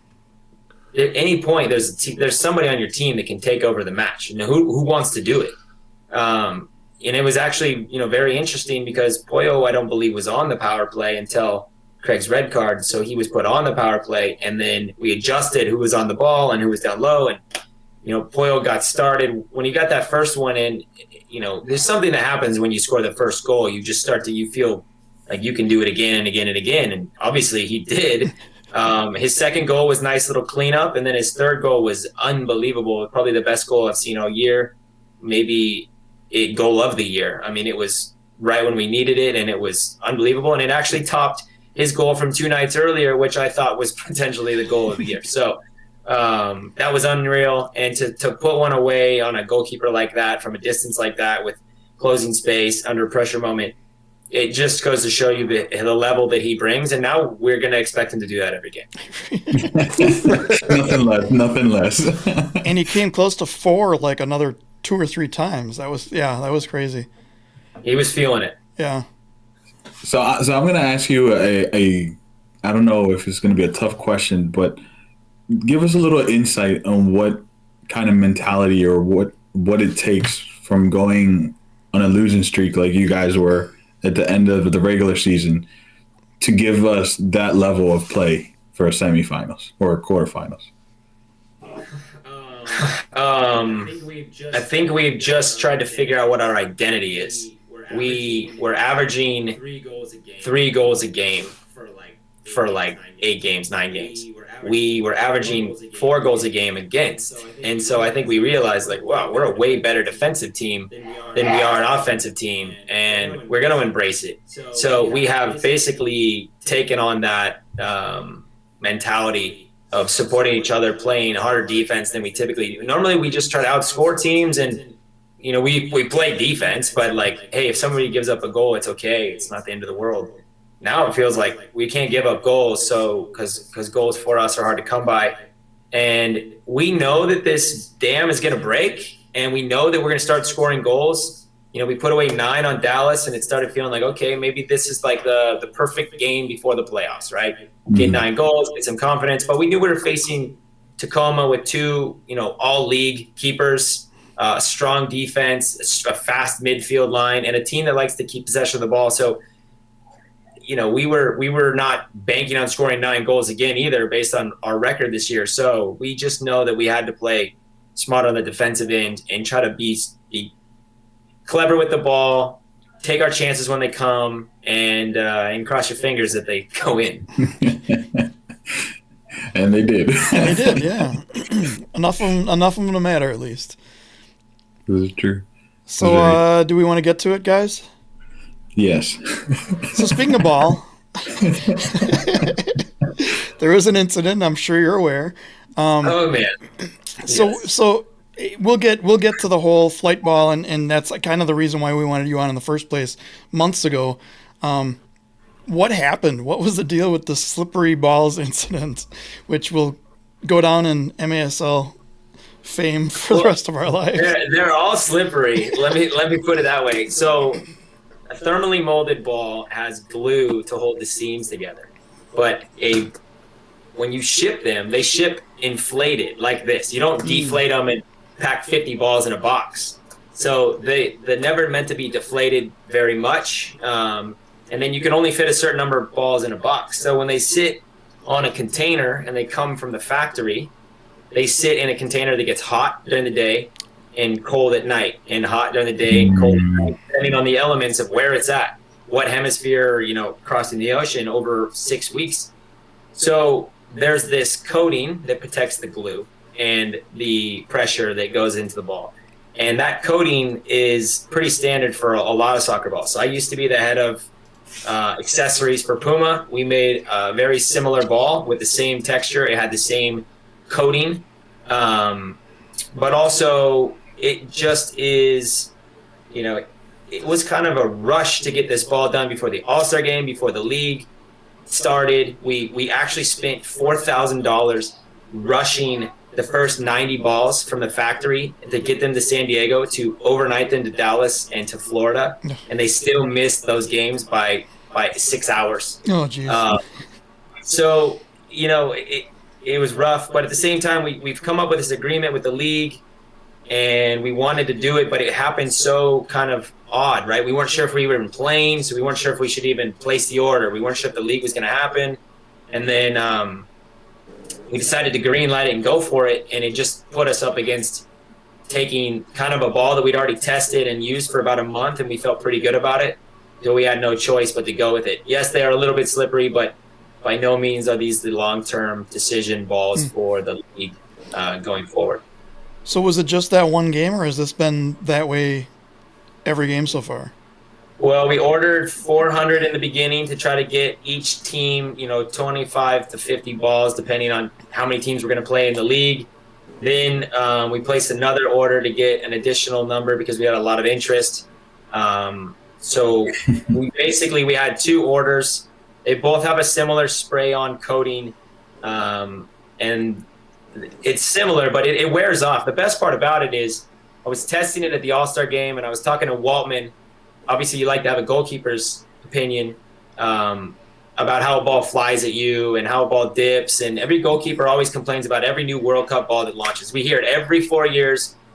all the goalies are mad, all the strikers are happy, something's wrong with the ball, it flies different, right? We hear it every 4 years. This ball, I wanted to get something that would fly true. I wanted it to bounce with a reduced bounce. In fact, when the deal went to Miter, and the guy who put it all together, his name is Joey, he actually works with us. And so we have been discussing the bladder, the outer texture. So it's actually a very similar ball to the Miter ball with a different outer layer. So once it breaks in, it takes like 5 minutes. You use it in warm-up and everybody loves it. But yeah, right out of the bag, after sitting since the factory floor, it's got a little sheen to it, just like any ball would. So it's funny at the same time. It's like I should have explained to everybody what was going on. Jonathan Reimer says, "I'm so sorry, Brian. I owe you a really nice bottle of wine." Have you seen the clip? Yeah. Okay. Because yeah, that's okay. Hey, you know what? I've heard a slogan since I was a kid that what do they say? No press is bad press. So Hey, there you go. I don't know if that's actually true, but I'm just gonna try to embrace it. There you go. Hey, roll with the punches, right? Yeah, for sure. But no, there's we're doing some real development right now. We're testing with 4 factories. We're testing different outer layers, different bladders, different configurations. We're working on a new design that is going to be fun. I think that the fans, I think the players, I think everyone's going to appreciate. And I think that the whole thing here is we're doing something with Flight that nobody else, no other brand would do. We're supporting this game. We understand the game, right? I used to work at Puma. Joe used to work at Miter. We both brought those deals to the table.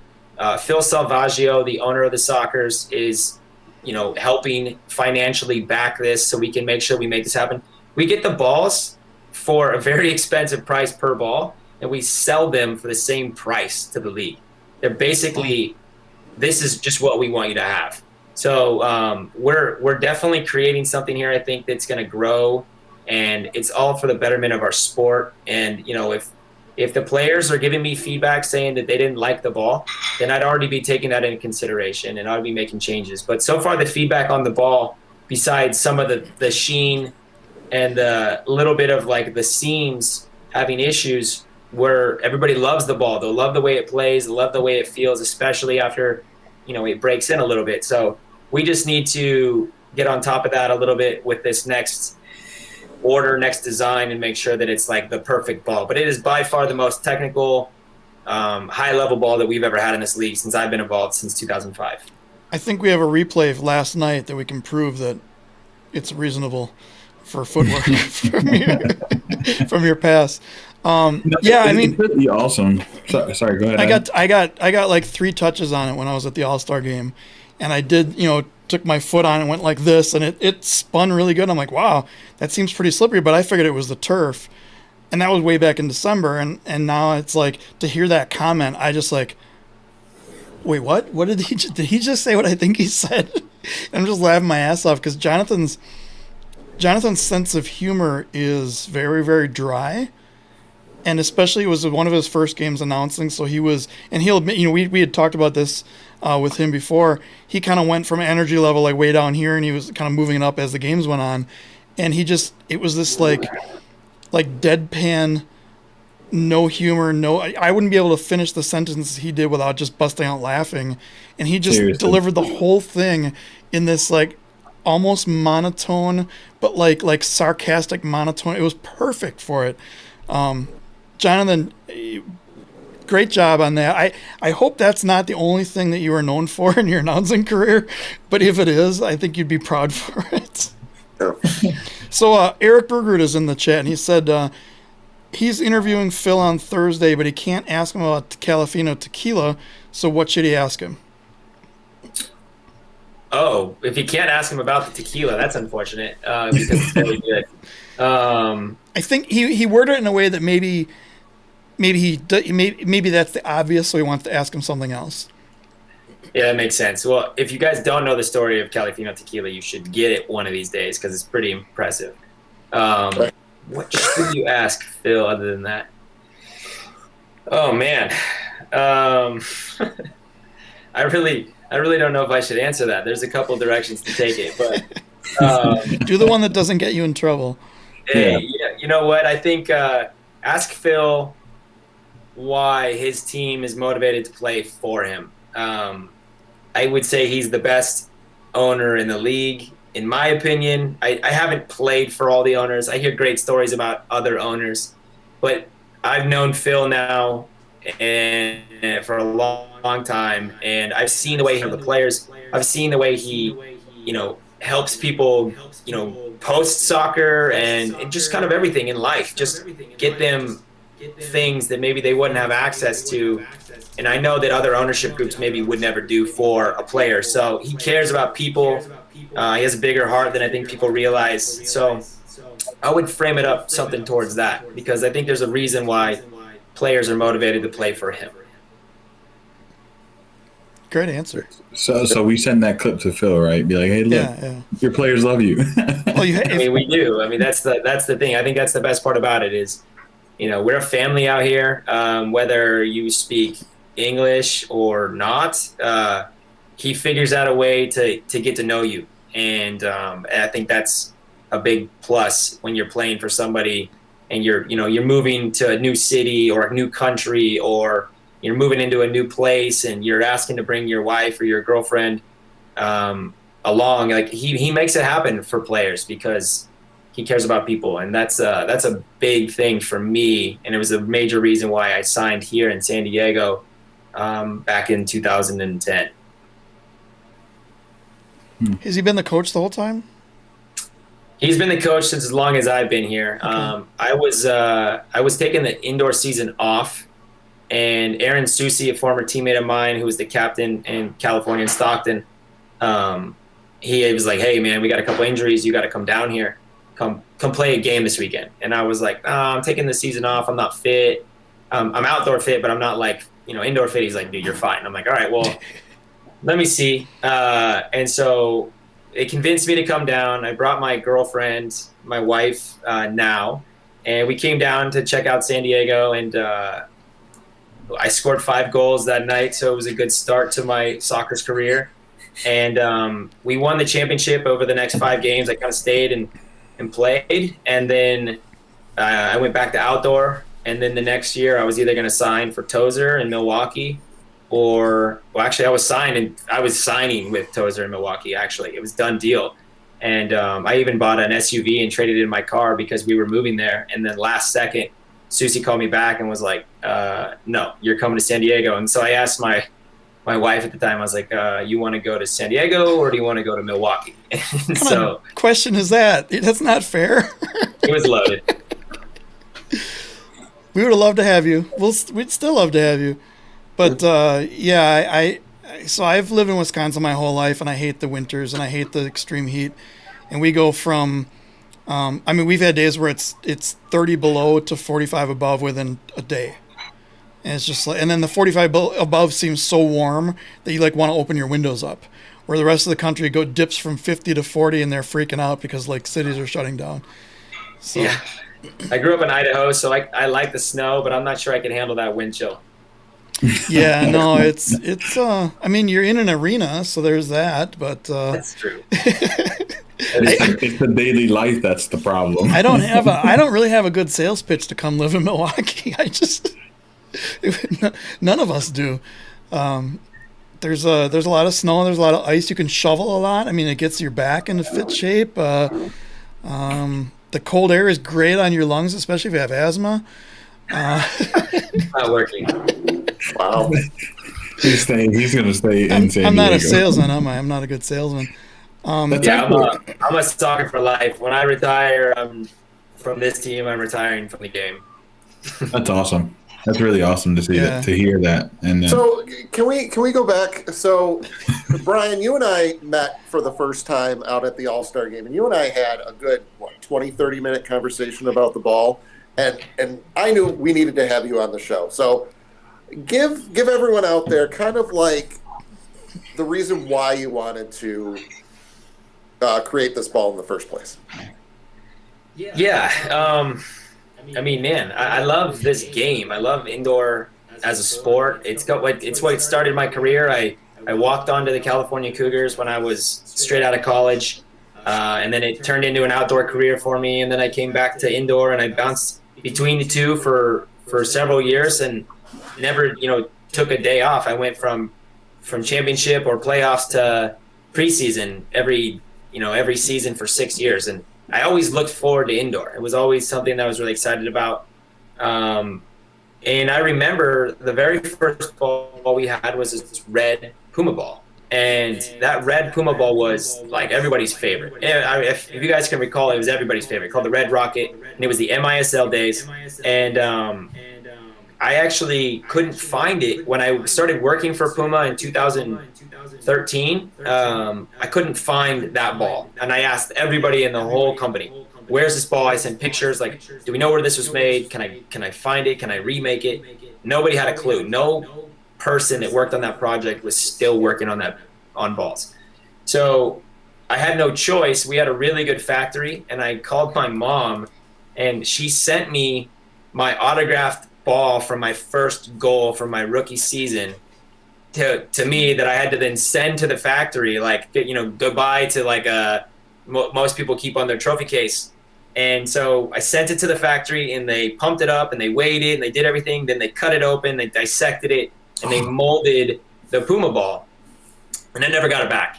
And but I knew what I was doing. It was very, very clear when I did some surveys, and I was asking guys like Antonio Sutton, and when I was asking guys like Aaron Susi and other people. Sorry, guys. Hold on a second. No problem. Apologies for that. I was asking everybody what the best ball was, and it was unanimous. It was that ball. It was like 9 times out of 10, everybody would say that ball. And so basically, I was like, I need to make that one. I had to make that one. So it was a lot of commitment to do that, to send it there. We made it. It was great. The deal went well for Puma for a while. And then I left Puma to take this opportunity to create the Skills soccer line. And as soon as I did, MITRE came in and took the MASL deal away. So I was like, well, that's unfortunate. But I didn't have any control over it. I was at Skills. I was focusing on building that brand. And then I was in Australia with Phil, and I was saying, I want to make the ball back. I want to make the ball again.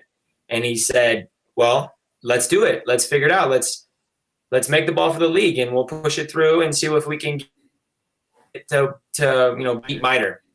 I think MITRE kind of pulled out of the deal. MITRE was purchased by Headstone, which is a toy company. I'm not sure they were fully focused on the league. In fact, I think the story that I told you was I went to the coaches convention, which I went every year, and I walked to the MITRE booth, and I saw 50 soccer balls. And I was like, looking. I'm like, where's the indoor league ball? Like, why do you not have it here for us, like, indoor fans? And he was like, huh? What ball? What ball? And he like literally didn't even know. I'm like, the MASL ball. Do you know where the MASL ball is? Do you have it? And he goes, yeah, no, I just packed up all these balls. And I was like, oh. He's like, I didn't think anybody would care. And I was like, well, you were wrong. I care, but I was trying to be nice, but I was kind of giving him a hard time. But it was just a realization that they didn't care at all. They just made the ball and they did whatever. So at the same time, there was this other really nice ball on this desk. And I'm like, well, what ball is this? And he's like, oh, that's a European SMU, special makeup. It's like an exclusive ball for Europe. And I was like, well, what is it doing on this table? Like, why is it here at the U.S. Soccer Coaches Convention? And it was just more proof that they didn't care about our sport, our league, our players, our teams. And so I was like, listen, there's no thought to this. So I have a big thought to this, and I think that I can push this idea through. So if we had fans in the stands this year, our goal would be to have this ball as the official match ball, right? Obviously, we know it's not going to be as slippery next year. And then a replica ball for fans to be able to purchase at a reasonable price, call it $25 in the booth, instead of paying $80 to $100 for a match ball.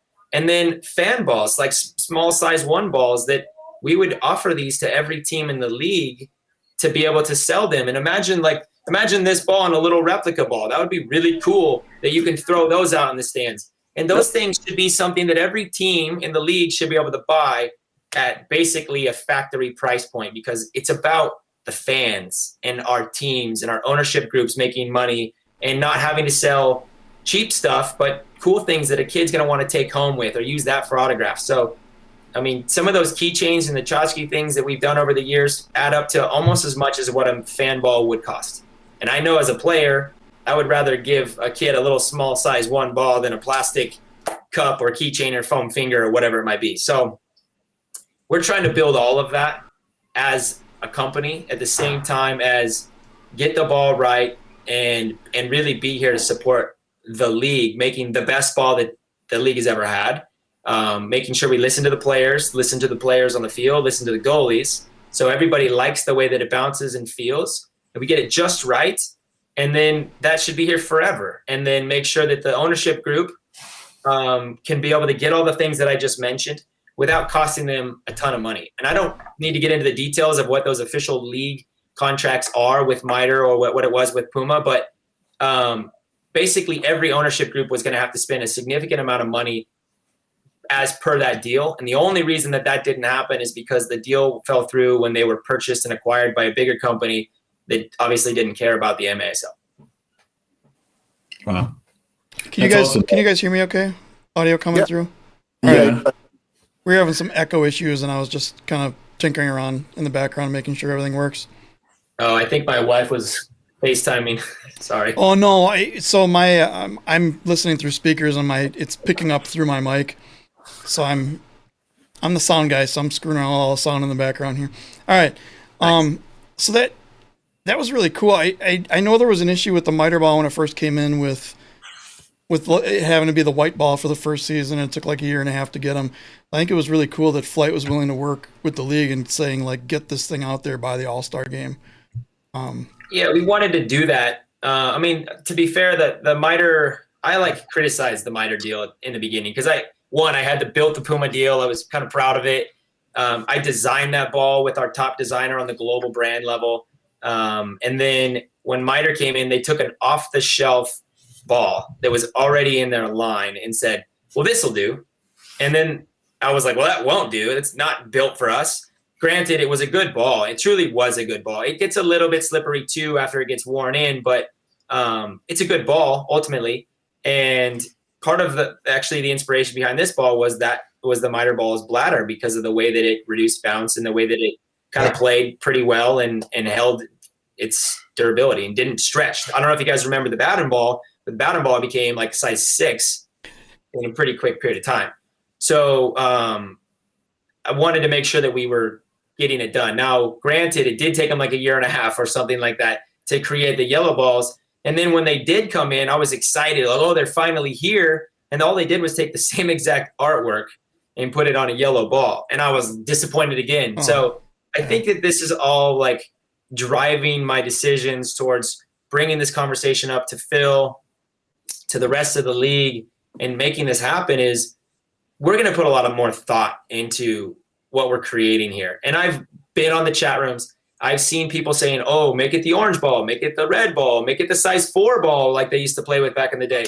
And I've polled the players and I've spoke to a lot of the guys, and nobody wants to play the size 4 ball. So I've ruled that one out pretty quick. The red and orange ball has a rich history and tradition, and I really, truly considered it. But what happened was when we made the yellow ball, everybody realized it's so much easier to see, not just on camera for games, but on the field. It's not dark. For a goalie to block the ball through a crowd, a red or orange and black ball is not easy to see. So that kind of helped make my decision back when I was at Puma. And then the other thing is just we were 2 leagues at that time, if you guys recall.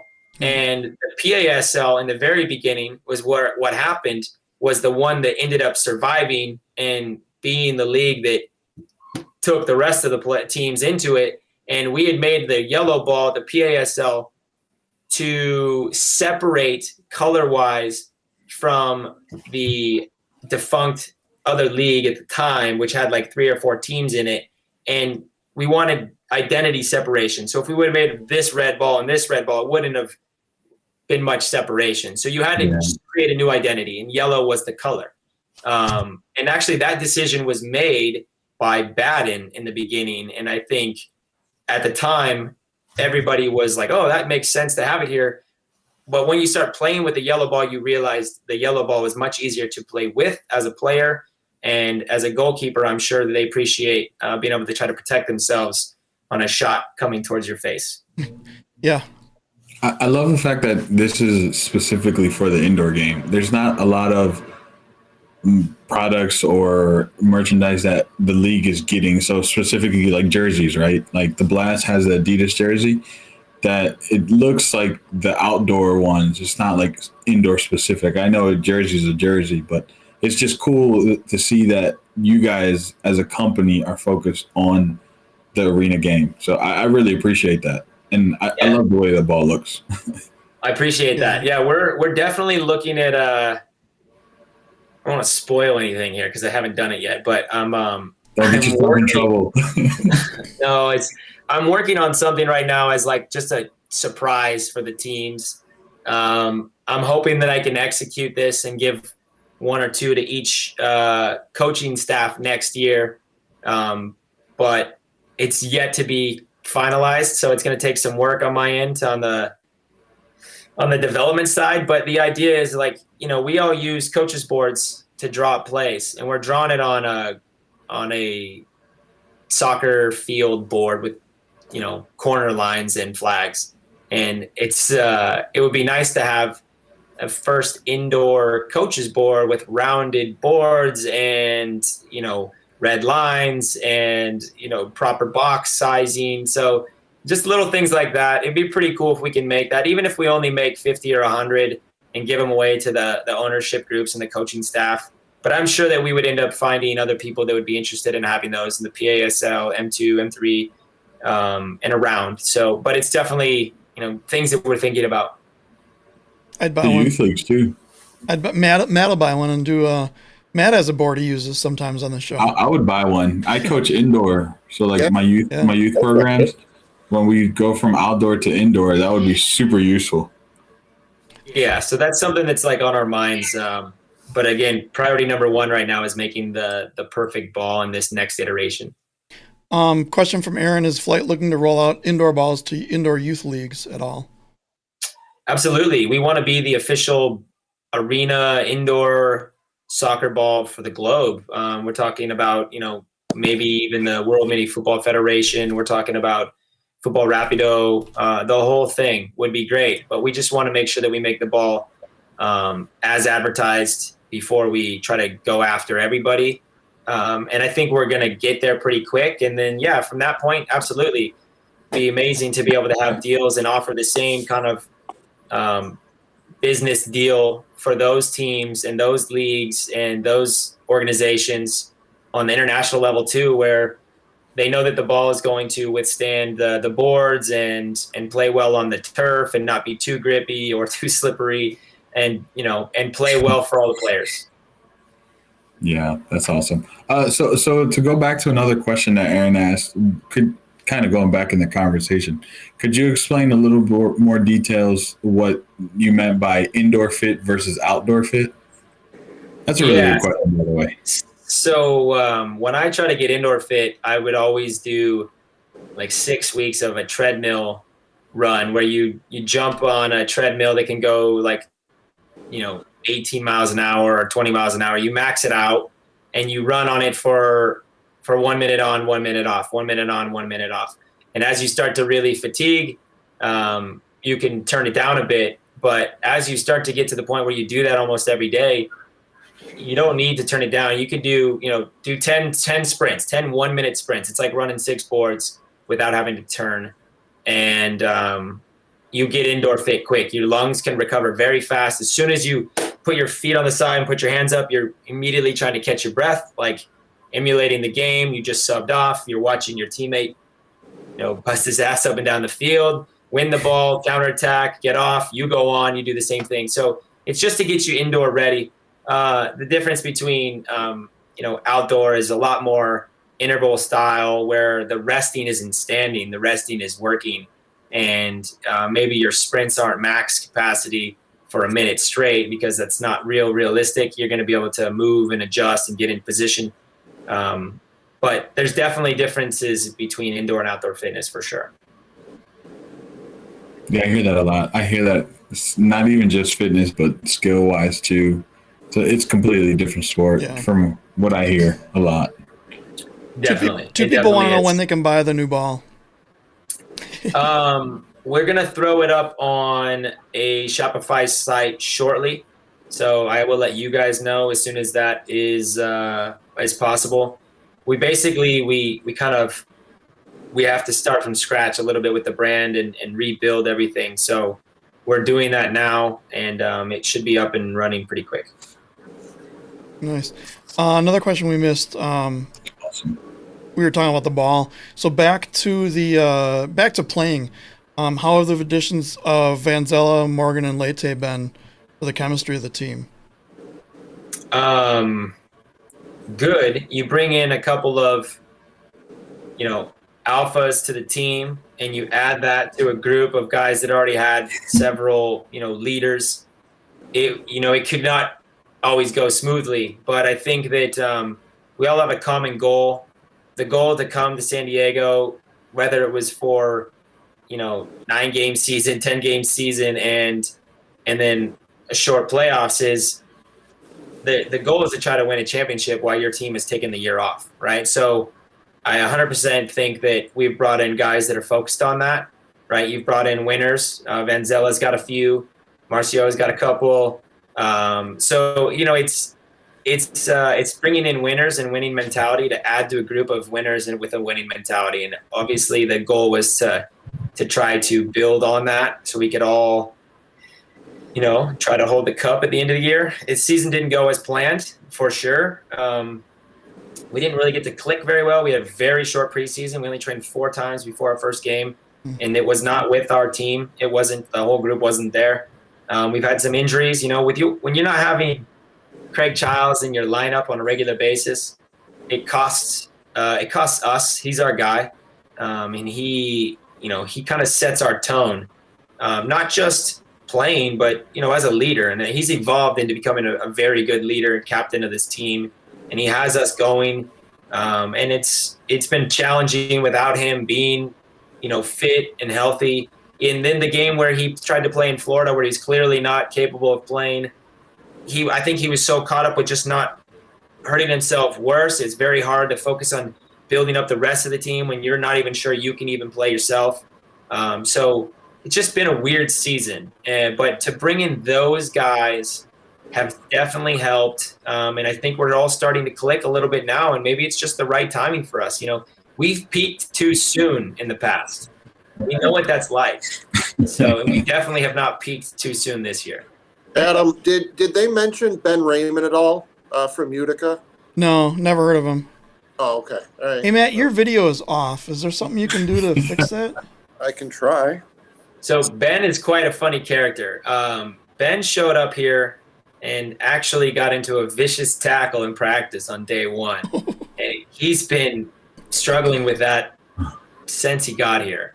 But he's dealt with it. He's gone to, recovery sessions and everything he can to get back into shape.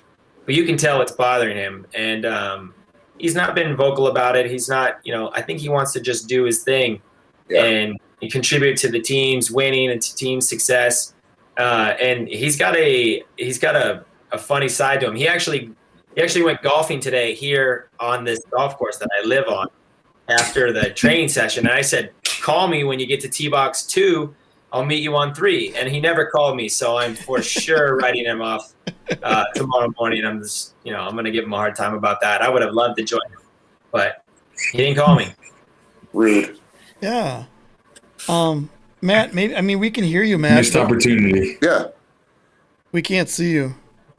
Well, you don't want to see me. I mean, you already know what I look like. So I could just do so that. we all go through technical That's fine. difficulties, as you can tell. So Brian, we started we've been using Zoom, and Zoom is just annoying, and it's not very friendly, and the video quality isn't very good, and so I use a program called OBS to do all my YouTube videos and music things, and we've been working on a way to bring in conferences. So you're actually on a program called OBS.Ninja, because ninjas.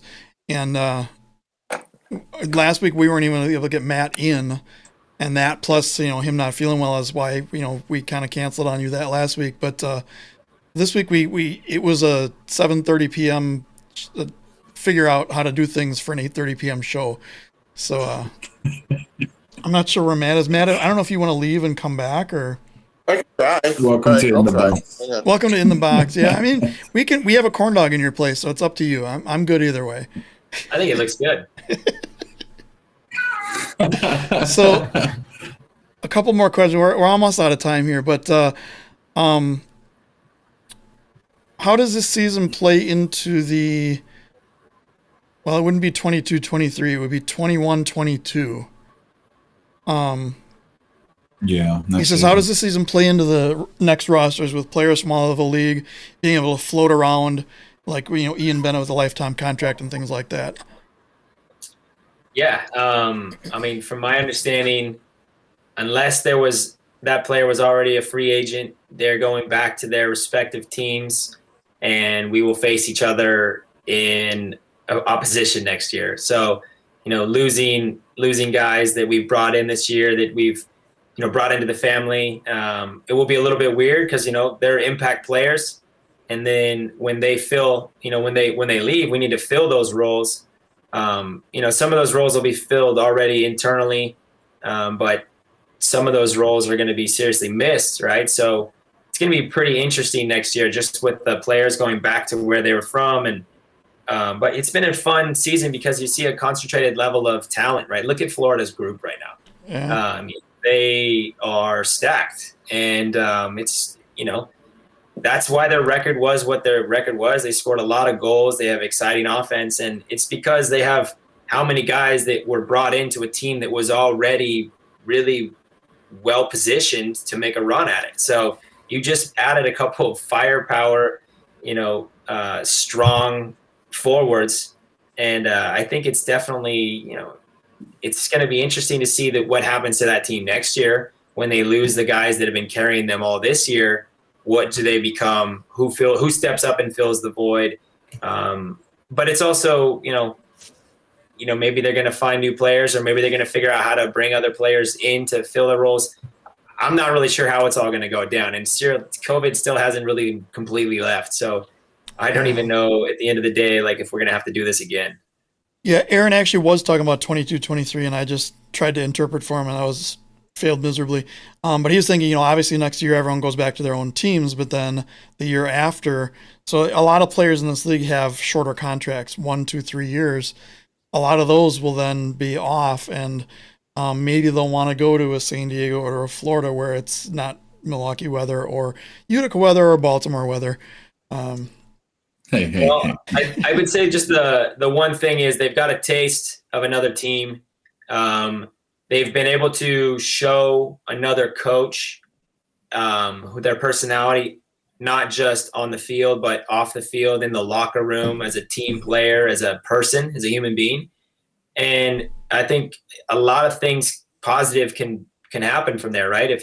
If Ian goes to Florida and they love him so much, they make him an offer to come to Florida that he can't resist, and he's a free agent, he's going to have to make a decision. Granted, he's pretty well established and set up in the community in Milwaukee, and I doubt that that's going to happen. But those are things that we may see, So I don't think Ed would ever give up William, but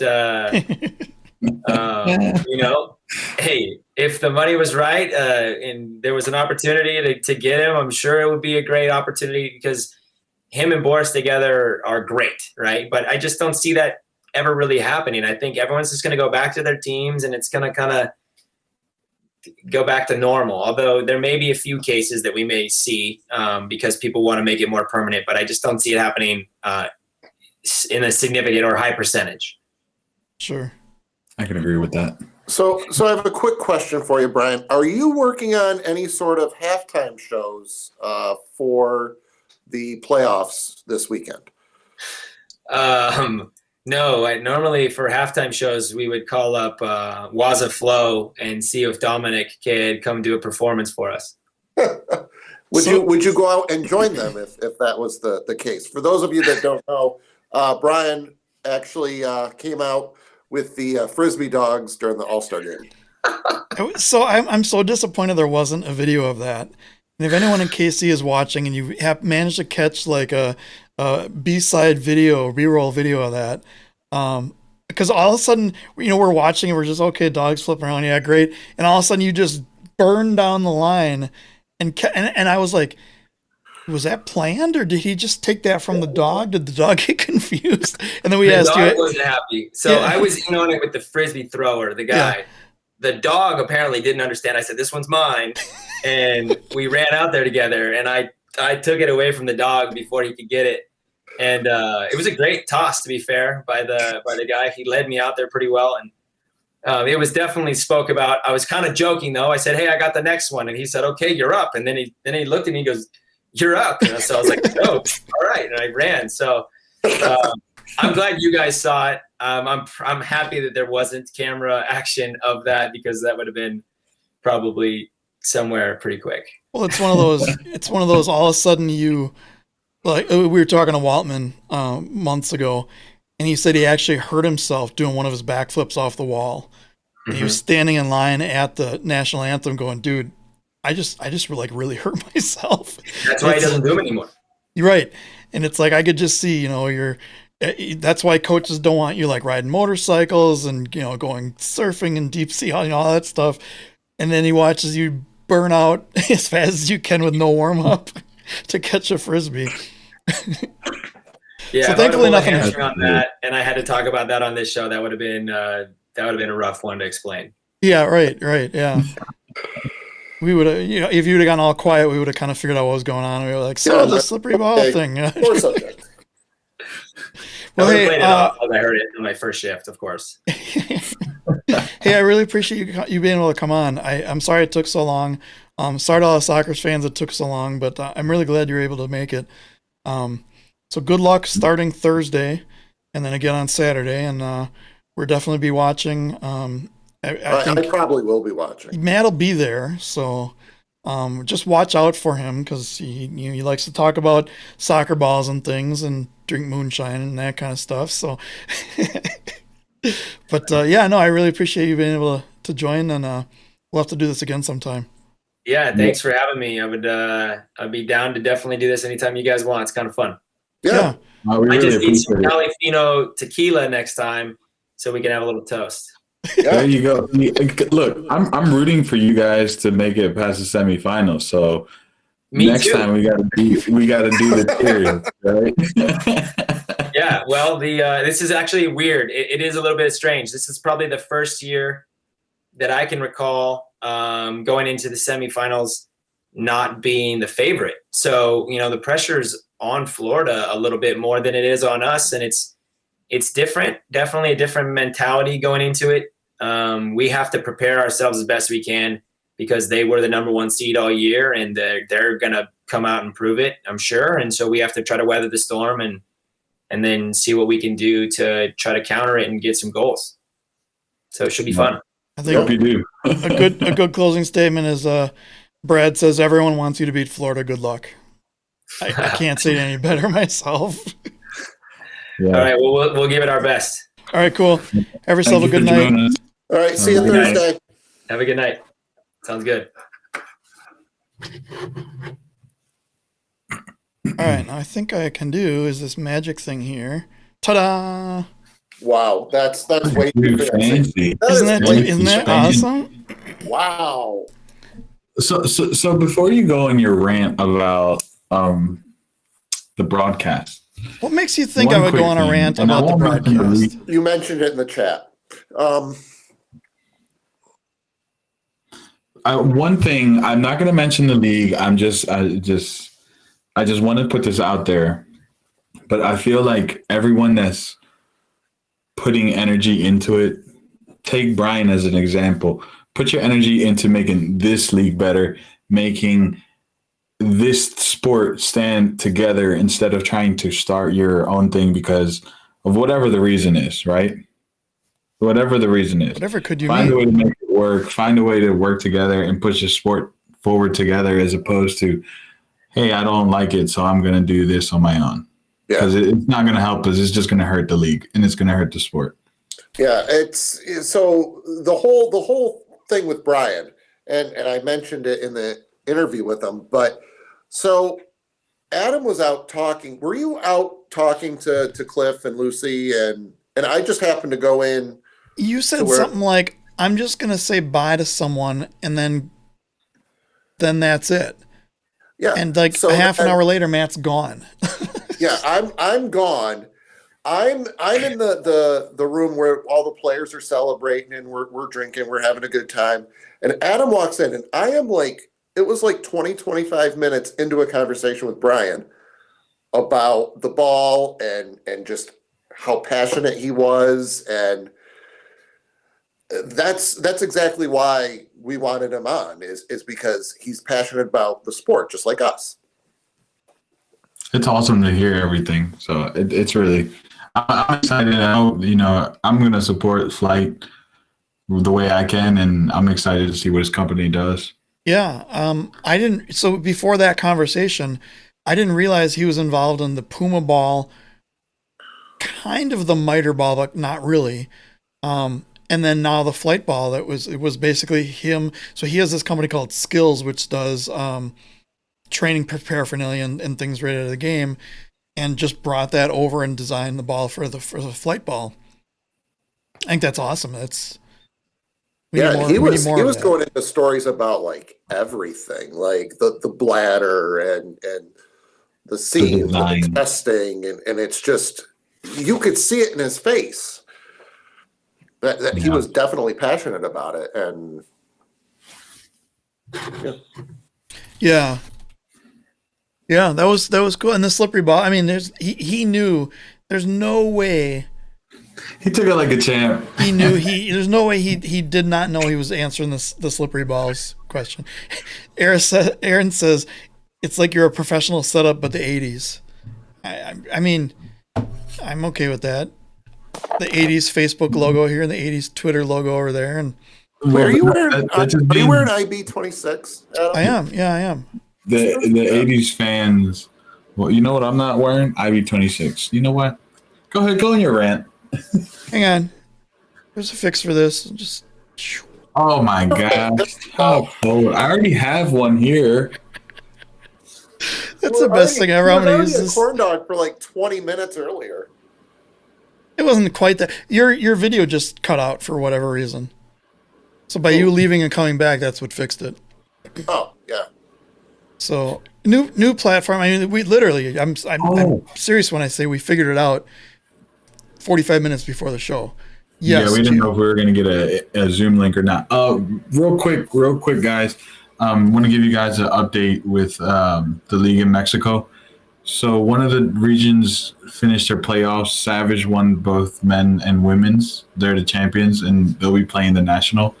But the reason I also brought it up is because Omaha Kings entered a partnership with one of the teams that play in that division, and it's just to promote the brands and development talent. So it's their way of getting some of the Mexican players to come play in USA, but in the MASL. It's cool. But before we go further, the Omaha Kings jerseys are fire.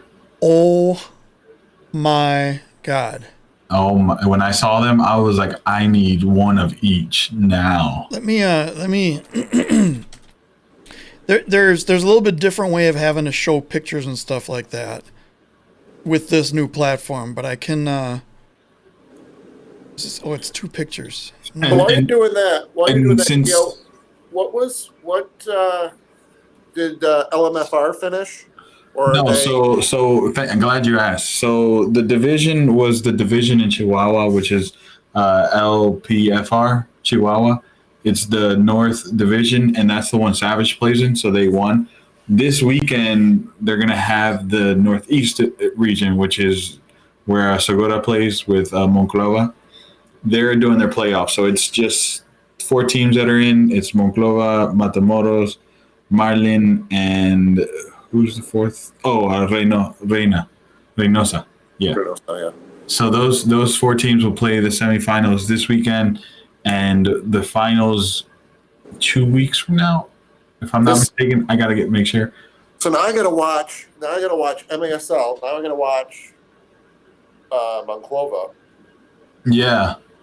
So it's those are going to be some interesting games, man. They're going to be. So Marlins is facing Matamoros, and Monclova is playing Reynosa. So those are going to be some really good games. Really good games, and they're all going to be in the new stadium for Marlins, which is a nice stadium, by the way, a nice arena. Nice. I can't wait. Yeah, me neither. Really good to see. I'm excited. All right. I think our audio is going to cut out when I do this, but I'm going to do a slideshow of the 2 Omaha Kings jerseys, and then we'll come back. Great. Great. I think. Which one do I like better? I don't know.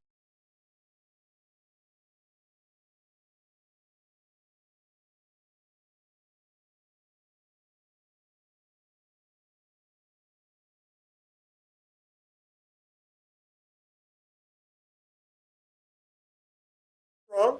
Okay, we're back. But the other one, the teal, The black and teal. Florida.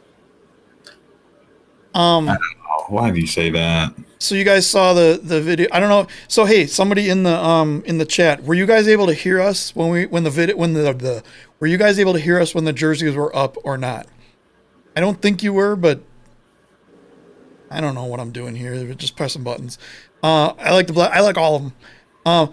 Funny thing though, I've been trying since November to get a Florida jersey, and I'll spill the beans. Okay, so there was no audio when we were We were all just falling in love with the black and teal one. Yeah, it was just a bunch of oohs and ahs, guys. Yeah, I've been trying to get a Florida jersey with the number 1 on the back and corn dog for the name, to pay homage to Andrew Haynes bringing that team to Florida and for everything that we stand about here. And they are not doing customized jerseys, even though they said they were going to 3 or 4 different times throughout the season. Maybe next season. Do we? I don't think we should touch it, but do we touch the new league that might be coming in? No, let's not touch it. Okay. Okay, highlights. Andrew Haynes and Brian Roth are starting a new league called the NISL. Oh, I didn't want to say it. Paul Lapointe is all over their messages. Good luck, guys. Okay, we're done. All right, cool. So that league, please do not. Never mind. You know what? To each his own. So let's talk about broadcasts, because we're wait. One last thing. You're trying to. One last thing. This weekend, the Great Lakes Invitational is happening. There are some games that count towards the M2 standings, and specifically it is Cleveland versus Risers. So that's going to be a fun game. Make sure you check it out. Especially since oh wait, no, that was Grand Rapids. Cleveland is playing out of their mind. If anyone from the Cleveland and or Risers and or M2 organization would like to join in the box and post your links every time there's a game or a piece of news or something, you are more than welcome to do that. Gio, I know you try to get a lot of them, but I think we probably missed some, so I'd like to see. Yeah, I miss quite a few. I'd like to see us get some of those just all over the place. I wouldn't mind watching those, but I just never know where they are, and I don't scroll Facebook enough, and Facebook's notifications are horrible. So the Cleveland ones I shared, but they were, you had to purchase them. They were like $5. Yeah, I didn't see those links until like an hour after they started, and at that point I figured it wasn't worth it. Yeah. But I would like to watch some of those. I'll try to get on it better. All right. Wait till you yell at me. So I get broadcast. So the reason I keep bringing this up, and I had a conversation with some St. Louis fans and some other fans, and I'm not going to go into the details of that. Everything that I bring up is because I want to make this league the best it can be. And we're in a digital era we're in a COVID state where not a lot of people are going to games. I mean, the average is 1,000 people per game of the teams that even can have fans, which I think is great considering what's going on, but it's not great as far as who's been able to see versus who's been able to watch digitally. And when you get just amateur type broadcasts like ours, which is an amateur show, when you get that at the professional level of what the games are, it just makes the whole league look bad. Ontario, Philly and Jonathan went from 0 to 100 in 3 games, and then have been there since. Yep. The video crew started out very, very shaky, and they got their things figured out as far as picture quality, but they still don't. It's like they don't know indoor soccer. I don't know if I hold that against them because it's a new crew. They don't really know soccer, but they could hire someone that knows soccer and says it can tell them things like, don't change. Like every time the producer wants to put his hand on the button that changes the camera right in the middle of a play, just no. Or hit him with a corn dog. There was a couple videos went out. I watch videos on video editing to learn skills for my own things. And one guy said one bad thing that beginners do is they put in way too many transitions, like, those kind of transitions. But oh my God. your video editing programs have like 200 of them. And you can have one that goes all crazy and does, all sorts of stuff. And the day after I saw the video where he says beginners use too many transitions, I get the Ontario game up where they completely miss a goal because they're showing a replay of the wrong side, and then they do like a 3D cube to go out to a Ford commercial at one of the breaks. And like, no one's impressed by that. They will be impressed if they can watch the game and they don't have their camera go like this on them right in the middle of a pass between the box. There's my rant on Ontario. Orlando. That's because you said Andrew. Tell us how you feel about Orlando's broadcast. Not so great. And then we have St. Louis. So and then they tried this. So they do these graphics on the screen. They're too big, but I understand why they put them the size they do because you want to make sure people can read them. But they did a split screen replay the other day. Yes, they did. Where one screen was the game way too small to be able to see, and then the other screen is a replay way too small to be able to see. And it's like, well, what is the point of this? This doesn't help me at all. So let's move on to St. Louis. And the reason I'm saying this is because these are the 2 broadcasts that the finals will be in. Kansas City, they're tops. They're way up here. They are the corn dog standard of the league, which is way above gold and diamond and platinum and things. Yes. So I don't have to really talk about Kansas City, but St. Louis, I think their main camera guy needs new glasses because his cameras start out in the beginning of the game really good because it's still and there's not a lot of motion going on, but then they're completely out of focus during play. The main camera. They're obviously much better at not changing the angle, although they do it sometimes, but that's not really a complaint. It's that main camera. It just needs to be in focus. Like, it's what a camera does. It focuses. I don't know how else to explain it. And I'd like to see St. Louis's broadcast team step it up. Their announcers specifically. There's no need to talk during every extra second, which is probably what's the word for it, ironic coming from me, but you don't have to fill every second of dead air with talking about nothing, just babbling on. And I feel like those guys, especially the color guy, and I won't mention his name on the air, I feel like he could learn something by stopping to talk and just absorbing what's going on and just looking and watching instead of trying to just speculate and talk all over everybody else to try to say what you think is going on. Learn the rules, learn the player names, and just it's not a pro level broadcast. I've been begging the league for the last 3 weeks to have the finals in KC, I understand that's not going to happen due to deals made and due to arena availability and things like that, but it would sure be nice to be able to watch a final in KC, regardless of who the teams are. So there's my rant. That's this week's broadcast rant. I just wish announcers learned the game. That's all. That's it. I understand why the main announcer would not know the in-depth rules of the game because their job is to call the play.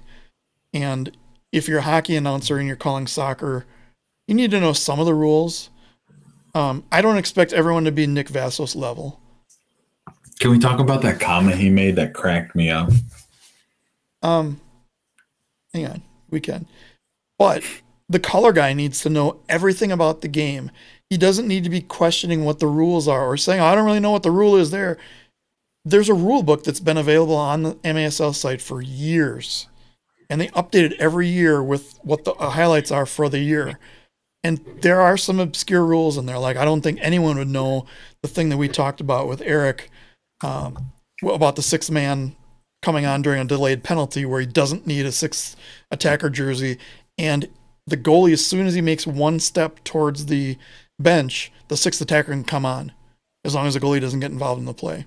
I don't think any announcers in the league would know that off the top of their heads, but they should know things like where a foul is, what's considered a foul versus a handball versus top of the arc versus Craig Elston calling you out a little bit on this. When they call media timeouts, it's not on the next whistle. It's on the next stoppage of play that's not a foul. So, the color guy should, Brad said, the color guy should be the subject matter expert. The Dallas guy called offside in the game. I still give him the benefit of the doubt on that because it happened right at the line, and if he's a hockey guy, but still, it was just funny to hear that. You obviously know he's never called an indoor game before that. I don't want to hear. I'll skip that comment. Let's skip it. Don't be. So what was Vasso's comment? The on the missed shot. So let's get into that a little bit. So that's hilarious. One thing I wanted to ask Brian and I didn't is Brad, you got to do Phil Shane and why can't I think of his name? Who are we talking about? The crazy English guy who announces outdoor games. Matt Bird? Oh, no. Being Sports. Oh, yeah. La Liga. Oh, my God. Why can't I think of his name? I can't think of his name. Somebody help me here. I used to know it. I don't have Being Sports anymore, so I lost. Go with that guy. He's here, let's do a Google search. Crazy English Being Sports announcer soccer. Mr. Bean. Mr. Bean. Oh, Ray Hudson. So that actually I did type in exactly what I said there, and that got me the thing. Ray Hudson and Phil Shane, best outdoor announcers ever. Ray Hudson could tear up some indoor soccer with his phrases. We need some of those phrases, man. We need some of the. So I miss Joe Passarella, who used to announce for Chicago Mustangs, who would, after every goal, announce a random movie quote.